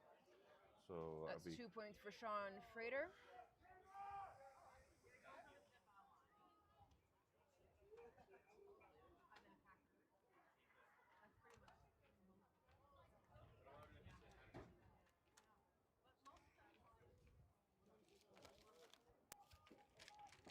nice deep kick into the 22. He has time to kick it back to them. Cayman come across here. There's a lot of space on this near side. Staggered. Some head contact there. That was a lovely catch and run from Josiah Williams.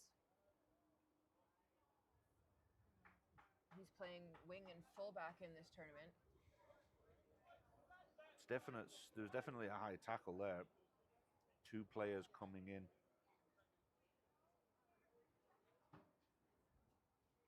I felt like there was a major duck in the Cayman run, but regardless, he'll get a yellow card, the number 7 for Jamaica. That's Kai Jones Campbell. I feel it was a little unfortunate there. Last minute, the attacking player losing his footing.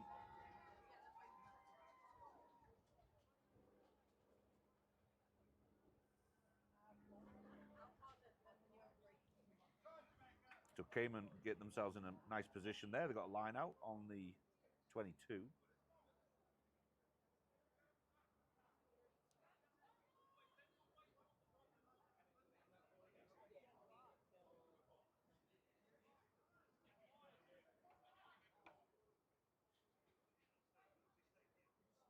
That looks like Finley with the throw-in, I think.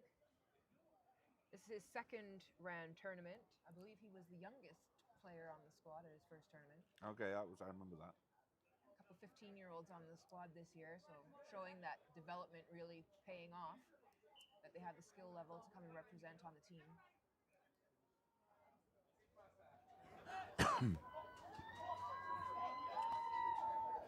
It's going to be a long day for Cayman. They came a bit short-staffed this year. Well, again, with the change in the date, that affected the plans, the athletes that travel, that maybe live other places, have school commitments, Get etc. back to school. So there are about 15 of the squad that are normally out that were not eligible due to the date. Well, not available, I should say. They were eligible, but not available. Right. Oh, we didn't kick that well. It's gone into the hands of Jamaica, the Jamaica winger, on that top side, and he's dancing through a few people. But it's the fullback for Jamaica, making some great yards. He was deep in his own try zone there.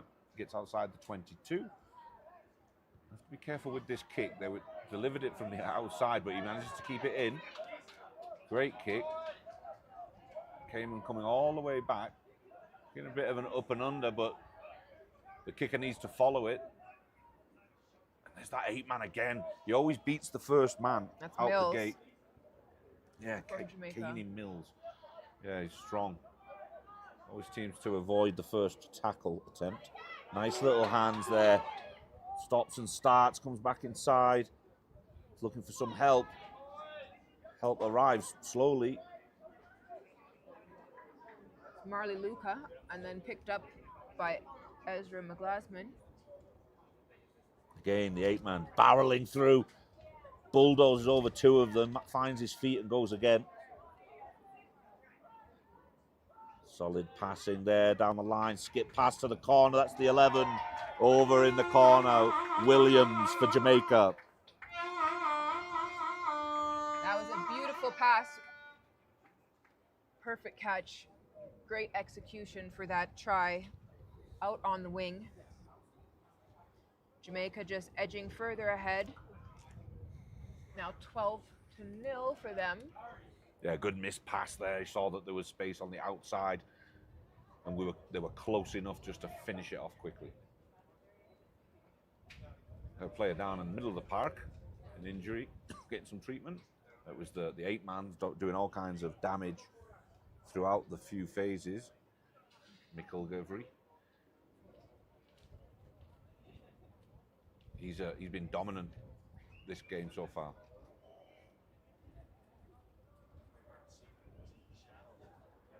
Kick goes wide, so no good for that one.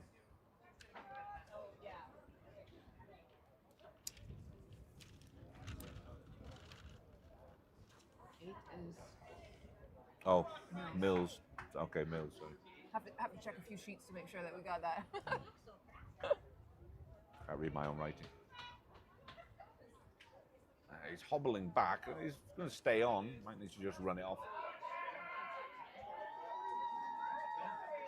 No good on the kick, no.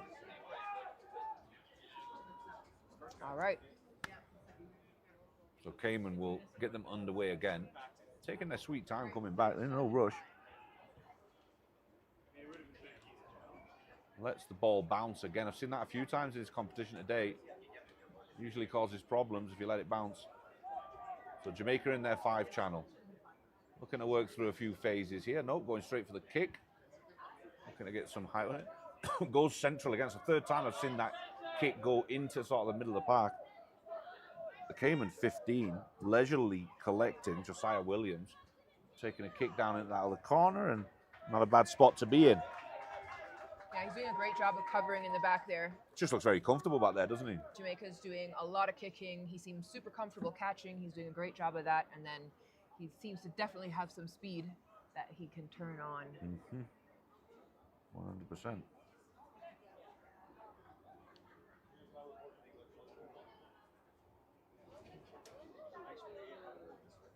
So Jamaica with the put in for this one. Again, interesting to find out if any of these players were part of the CAC team that won bronze just a couple weeks ago, if so much. Out the back of that pod, nice work. Another skip past the space on that top side now. The fullback looks like he wants to go on his own. He's almost there. He's got one more to beat, and he does. Great try. Flynn, number 15 for Jamaica. Making it look easy.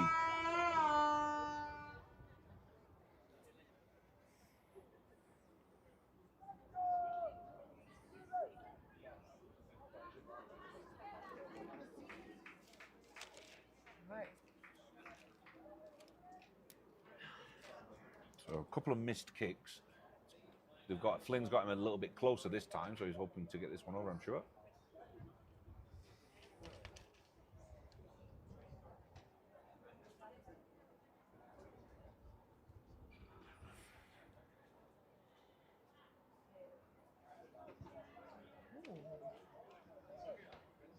Okay, that one worked. Great kick there. So that is pushing Jamaica further in the lead. 19 points to 0.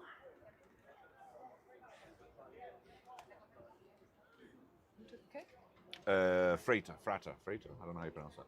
Another 2 points. That's some consistent kicking from him.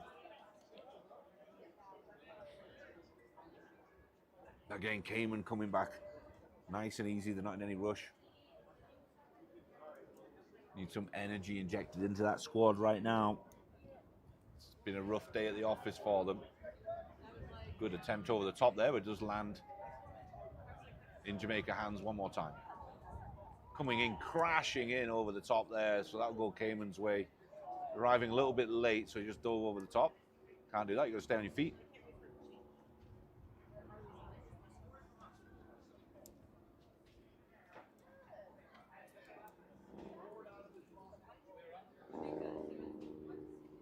Digby Robinson kicking off.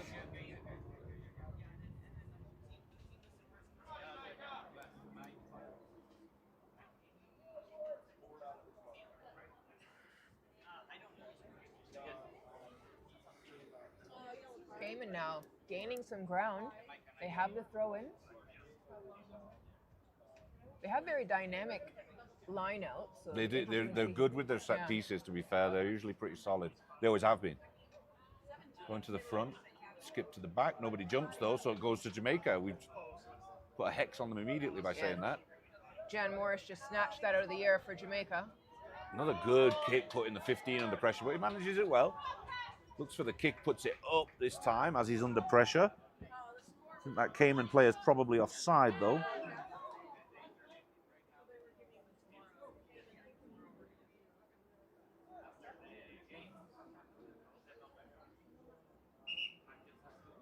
Time off. Want to take a look at that?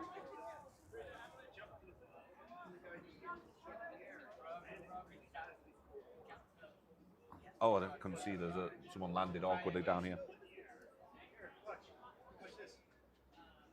Oh, okay.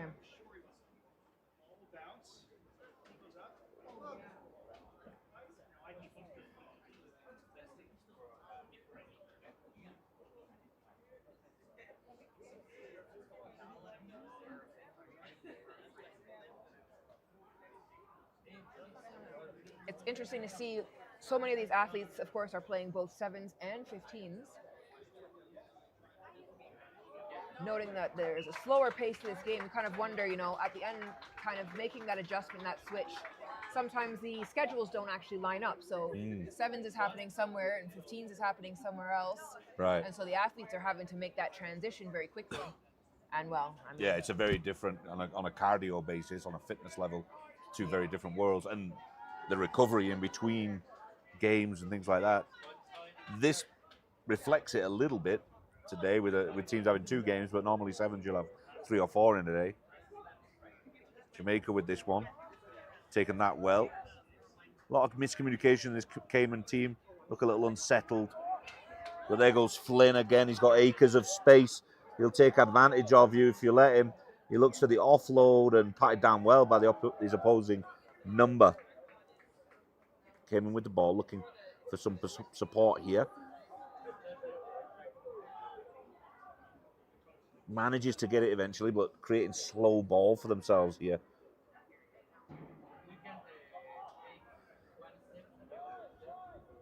High tackle, I think, for Jamaica, so Cayman has an advantage. yeah, big kick from Robinson there. Needs to be careful, doesn't want to get... And Jamaica don't need another yellow card.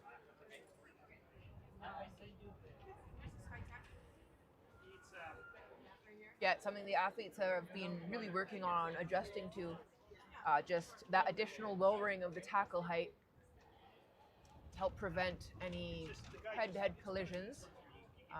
It's definitely something that takes a bit of training, not only just to think that you have to do it, but then to train your body to do it as well. Becomes habitual as well. If you've been playing rugby a long time and all of a sudden there's a major law change like that, you have to take that habit and really psychologically break it out of your... Another challenge if you're coming from 7s where wrapping up the ball might be more productive, or trying to rip the ball rather than just making the full tackle. Yeah. So it just depends on what kind of...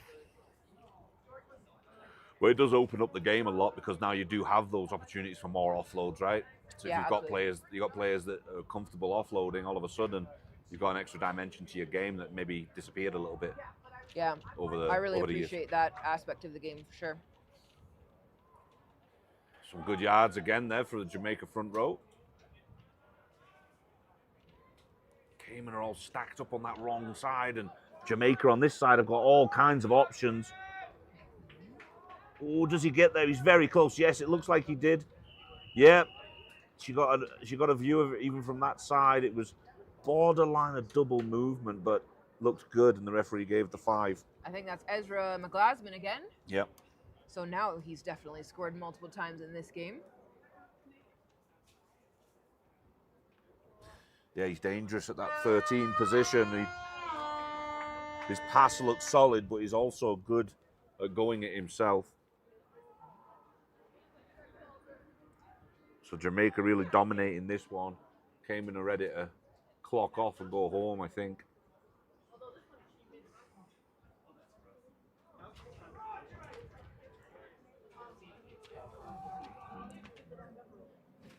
So 24 points right now in favor of Jamaica.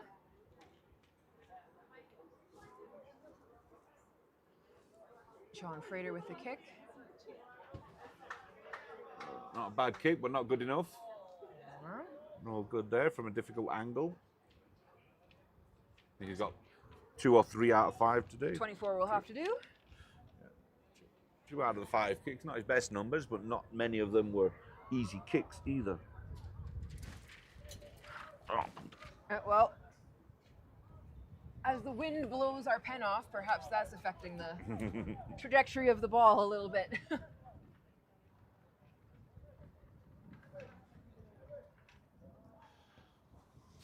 Oh, wow. Good kick, that one. Just goes 11, just enough, but bobbles around, ends up in the try scorer's hands. McGlashan offloads, scrambling as a loose ball goes loose again. I think it was Bryce Sharif that collected that and carried it forward. Number Frater 12. looking for his fly half, looks into a pod. Cayman not wasting energy on the counter up. Jamaica have got it sealed up tight. Good run through the middle there. Big number 5's got some wheels on him as well. Corey Williams going some distance, well into the 22 now, and the support's arriving. Half the Cayman team are still on the wrong side of the ball. No attempt at counter rucks or a poach from Cayman. They're letting them play. Oh, picks up and goes right through the middle, almost gets there. No defense for Cayman. Scrum half looking to go around the outside. He's got a couple of people on the outside as the second row forward. Peterson Avon getting over for Jamaica this time. Peterson Avon, the number 4. He's been having a good tournament as well. Gets another 5 points in the corner for Jamaica. Pushes the score to 29.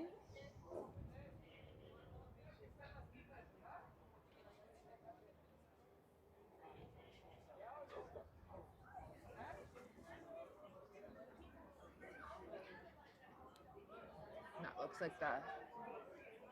Is that going to be the half?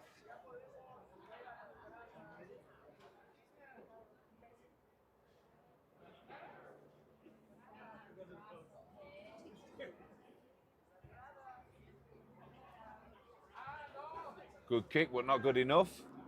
All right, so 29 points to Jamaica over the Cayman Islands as we go into the halftime.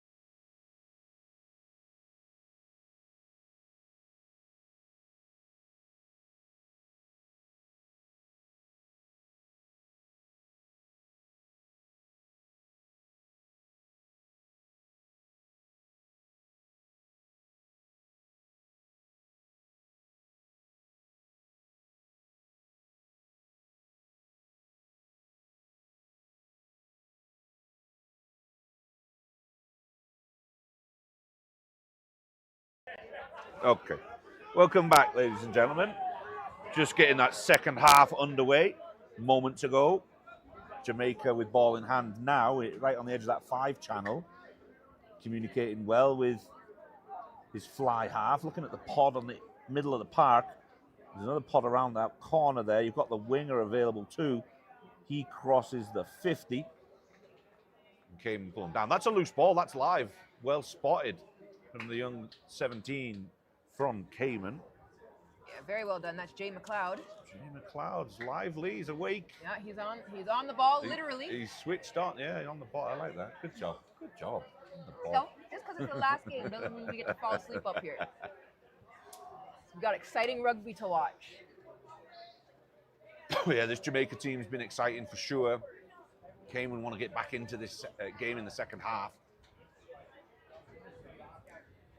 Nathaniel Kelly, the number 3 there for Cayman, you might have seen him on the shot. He's an exciting player when he gets ball in hand, but he's been a bit quiet today. I'd like to see him in a couple of carries.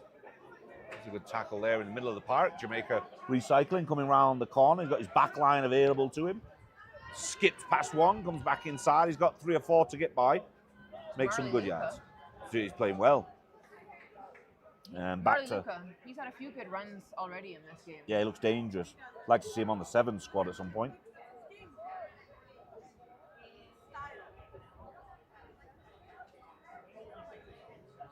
Acres of space out the side there. Flynn decides to skip through the middle. He had his winger available and free. McLaughlin again picking up some yards. Oh, and Flynn goes right through the middle, straight over. It's the second time that I've seen Jamaica do that to Cayman.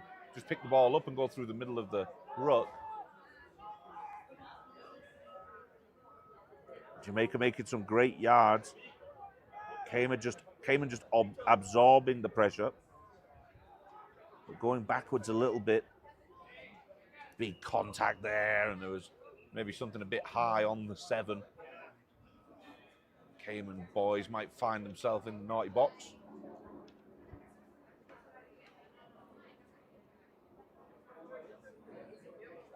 It was Jones Campbell that was going into contact, I believe.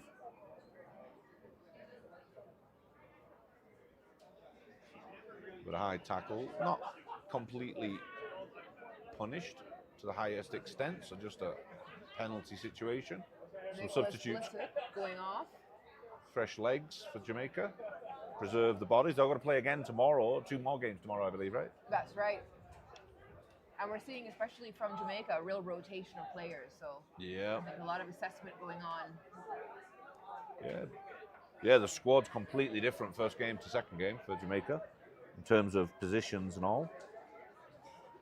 Everyone getting good minutes, which is what it's all about. It's about development and getting the guys some reps. Absolutely. It's hard for a coach to be able to pick a player who, if the coach hasn't seen the player playing. Mm-hmm. So it's a great opportunity to take. So a ruck there, but came in from the side, I believe. So that'll go the way of Cayman. It's not an easy spot to be in as well here. It's got a kick, but it's from the middle of the park. You go for distance or security? So security is the call there. Not a lot of yards, but definitely out. That's gone all the way over into the practice field.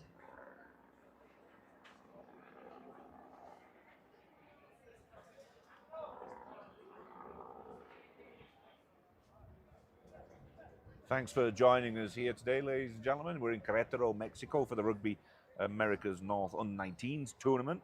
Currently watching Jamaica and Cayman. Sure, there's people across the 2 islands and further afield watching this game. It's very international, 2 very international squads, well-traveled group of lads. So we appreciate you being on, and if it's Rugby Pass you're watching, thanks for tuning in. Cayman struggling to get out of their 22 here, and Jamaica causing some problems. I believe that might go the Jamaica way. Yep, they're back on their feet and ball in hand. Got an advantage as well, and they're approaching that corner. There's plenty of Cayman defenders this time. Jamaica looking to go back through the middle, but going through the forwards. There's Mills again. The 8-man looks handy, causing problems for a few people today. Working wide, but oh, he spins back inside. A great try for number 13, McGlashan. Ezra McGlasman again, third try, hat trick for him in this match. 29, that puts us to what, 34? Yep, 34 and an With the easy kick, one. 36. Was it Frater for the kick as well? Frater 2. So 36 points to zip for Cayman. Cayman have really struggled to get out of their, sometimes out of their 22, never mind out of their own half. A dejected looking squad out there, and they've still got a lot of time to work, so they've got to work through it. Maybe got one eye on tomorrow now at this point. One of the nice things in speaking with the coaches and managers, the administration, is when you can really identify what are the goals of a team. At the under 19 level, sometimes you'll have a lot of your athletes have suddenly aged out, and just the ways that goals are set to say, all right, this is an opportunity that we can take.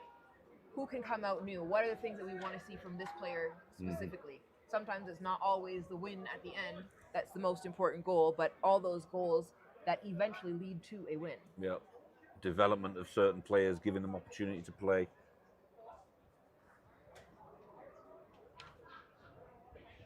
The Kehoe brothers are really can be dominant when they're in full stride, but they've been a bit quiet for this one. They were busy in the first game earlier today. Frankie looks like he's hunting for some work there. He's got the ball now. If they're going forward, they tend to do well, and Anderson as well, a rangy forward that gets some work done. Yeah. But if they're quiet, not much else happens.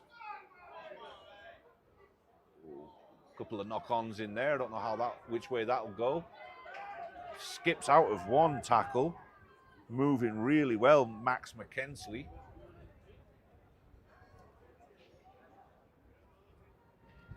Cayman looking for some work now. Now you've got some movement. Brooks this time going into contact. Looking for that another tip pass. This time goes to McLeod. Through the fly half, a long ball over the top. That's going to go out, I think. Unfortunately, it works well going through the hands. They're making some progress there, Caymans. Yeah, They're showing signs. Showing signs of something. Getting back into this game. One of the nice things in reading the comments from the team was like how inspiring the players who have been playing for a while are finding the progress of the younger players. And I think, yeah, it's hard if a lot of your players aren't available, but it is really an opportunity to get to see that and to see people be able to step up and shine. Yeah, sometimes you put them under a little pressure and throw them in at the deep end, they'll come out, do well. Long kick this time. Got his hands on it, I think, so that's going to go Jamaica's way. The Cayman player touched it.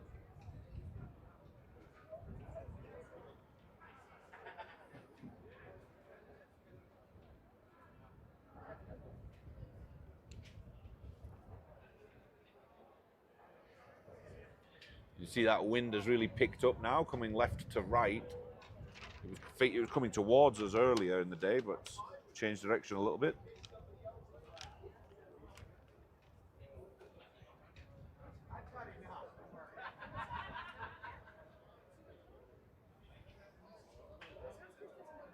All right, Jamaica just poised for this throw in, and here it is.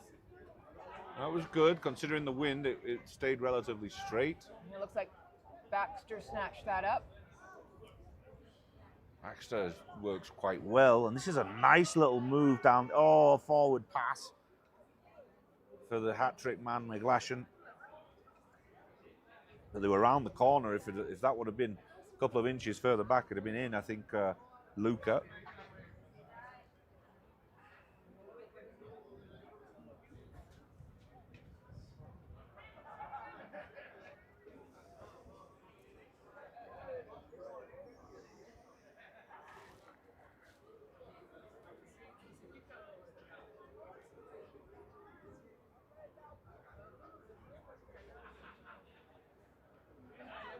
As they set up for this scrum at the Cayman 40.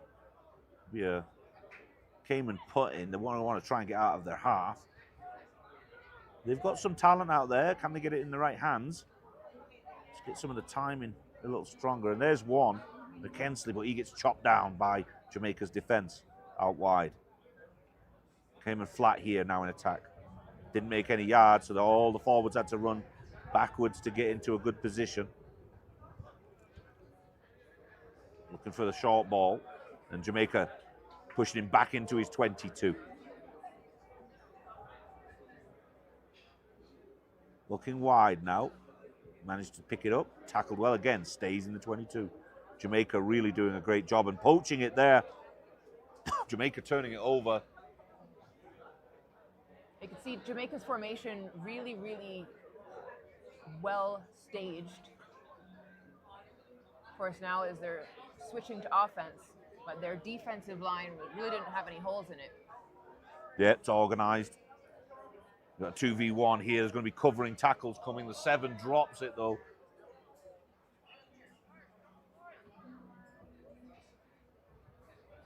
Knock on from the 7 out wide here for Jamaica. All right, so Cayman get a scrum here.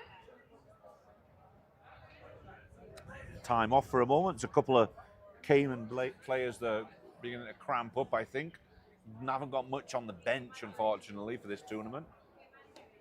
Got a feel for them. They kind of know going on the field that they're going to have to play the full game for the most part. Get the fluids in. Got to be able to manage those bodies right.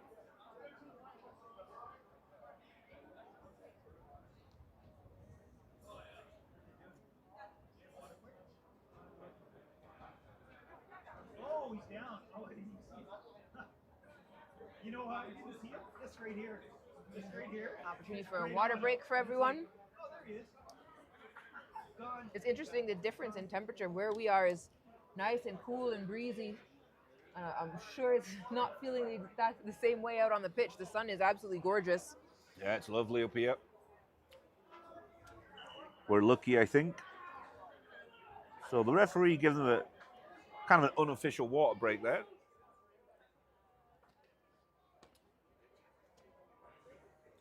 They'll get restarted over here with a scrum, I believe. It was a knock-on earlier, I think. That's right. Scrum to the Cayman Islands.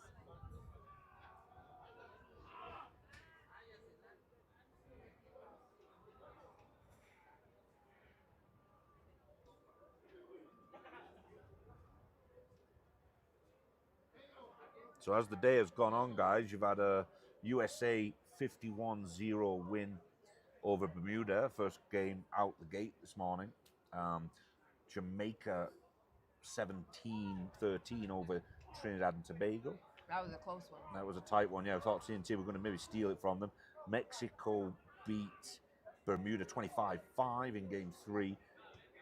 And then Trinidad and Tobago come back with a good result over Cayman 29-17. And then USA not convincing against Mexico, 24-5. But Mexico put up a really good battle in the second half and just shut down that US team that racked up 24 points in the first half. It was an interesting one. Yeah, it's always interesting, Gavin. Sometimes the scoreline doesn't tell the whole story. Yeah, that USA team was really dominant in the first half over Mexico, and Mexico just decided, okay, we're going to play slightly differently, and managed to get on the board and nilled the USA in the second half. It was interesting to watch. This Jamaica team keeping this ball alive here, though. They're looking strong, in a good position to win this game. Cayman's kind of back to the wall from the first couple of minutes. There's Mills again. I really like this lad. He always makes a couple of yards extra. Good stiff arm. Can he get on his feet? Yes, he can. That's 22. Carr. Scoring a great tie for Jamaica, but Mills doesn't really want to get up off the floor at this point. He's been through the wars, I think.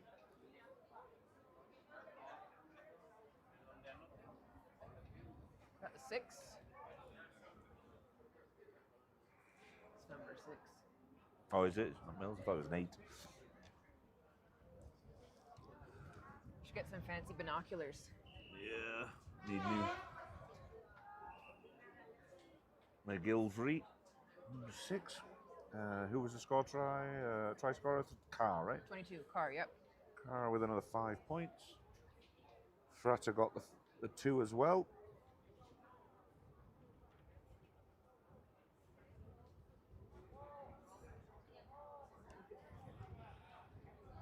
Now time for math class.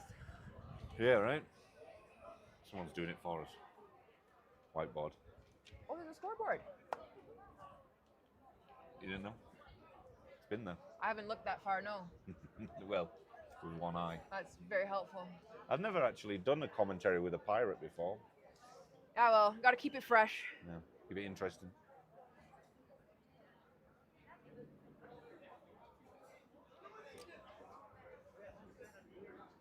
I did commentary last weekend, and there was a team, the Pirates, came down to St. Lucia for the Carnival Sevens from Quebec. There's always plenty of different tournaments going on this time of year, with it being the summer holidays for many people, college kids and high school kids. So Yeah, it's cool to see the different things that are going on that sometimes they kind of pass under the radar. yeah, That are happening within the Rugby Americas North region that are really building at that grassroots level, but even at an elite level, because it's an opportunity for athletes who have played either provincially for their states, they've played for their nations, and they come together and they're able to play with athletes who are, playing for fun, for club, having a tour, learning a culture, making new friends, all those great parts of rugby that we love.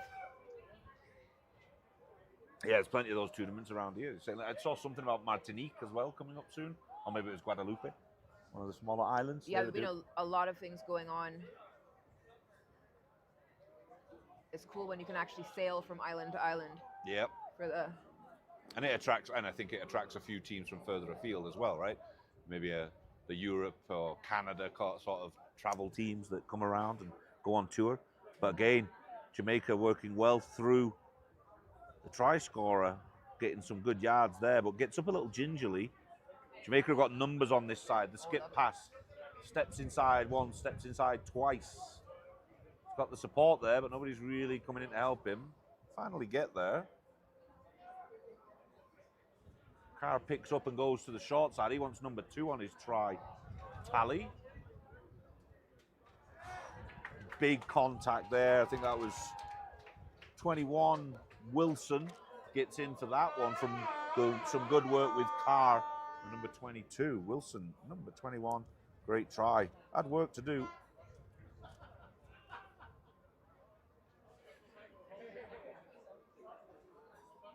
But they're never making it easy for Frater and his kicks. They're giving him some difficult ones from the corners. Hell, you don't get better by keeping it easy. It's a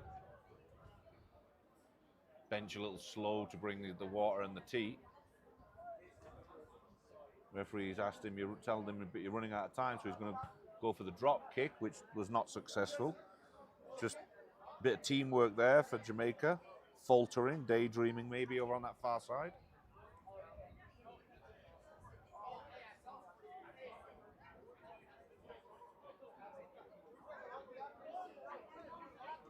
Sounds like the pool is filling up. I don't know if there'll be space for us later, Kevin.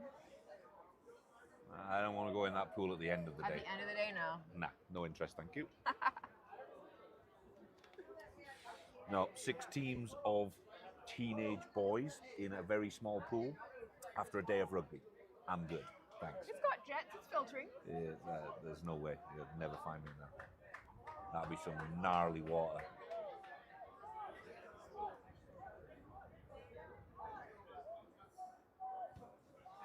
Oh, skewed kick there inside the 22, kind of pops into the middle.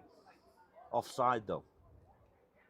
Offside from that chase, so Cayman will get the advantage on that one.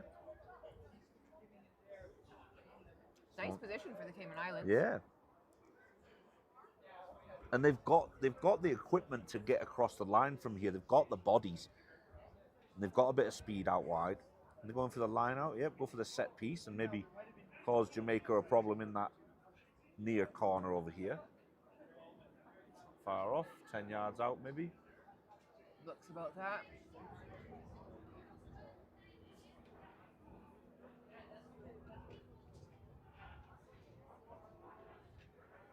actually got a bit of shade there too, so they'll be looking directly into the sun to receive the ball. That's nice.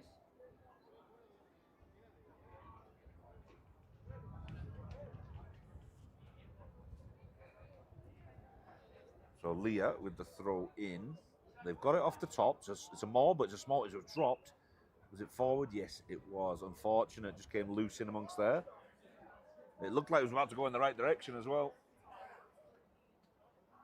Yeah, I think they jumped higher than that line of shade.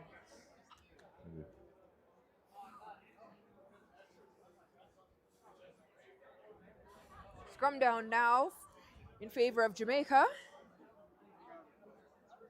Cayman Islands gained good grounds, about 10 yards out from the try line.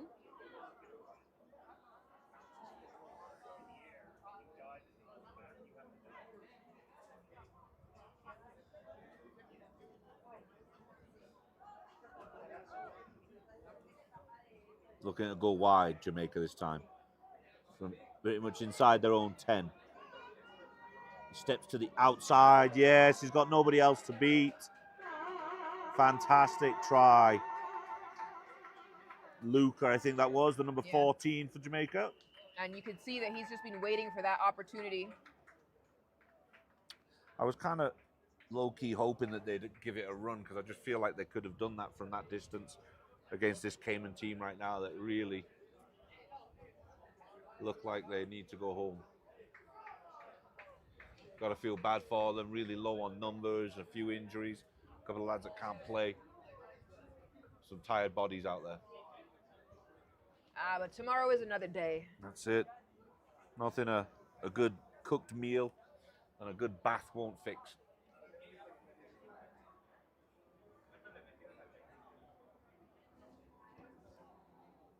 Oh, Frata missed the kick, but the game is over. So finally, what does that go to? 48? 10,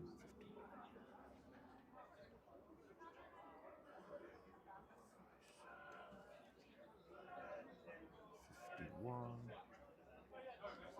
53, I've got 55 here. Tough day at the office for the Cayman Islands. But as I said, tomorrow is another day. It's a great experience. As we know, there are 6 of these players who have not played at this level before. So, nah, it's a good day out for them. So 53-0, Jamaica decimating this Cayman team. They're going to be a little disappointed that they regroup tonight to come back tomorrow. Short numbers, but Jamaica look good, look solid. I think Jamaica, at the end of this day, I'd say Jamaica are probably the team that might be able to challenge the USA. But for me, this USA team is clear leaders for this tournament. I think Mexico gave them a good run in the second half, but that would be the only other potential challenger, I think. yeah, Jamaica so far undefeated today. Still plenty to play for, but we're looking at a USA-Jamaica final, I imagine, with maybe the outside opportunity for Mexico to do something. Well, I've noticed that Mexico has been adjusting very quickly. So you see that they adjust to the tactics of their opponent. True. And they seem to have an answer for everything. That's true. That's true. A little bit less pace maybe than some of the other teams, but structurally really good. But nice touch there, the Cayman boys creating a tunnel for Jamaica as they leave. But we're wrapping this day up with a 53-0 Jamaica win over Cayman. We're going to be back tomorrow. Appreciate you guys tuning in to Rugby Pass, and we'll see you all again in the morning. Have a good night.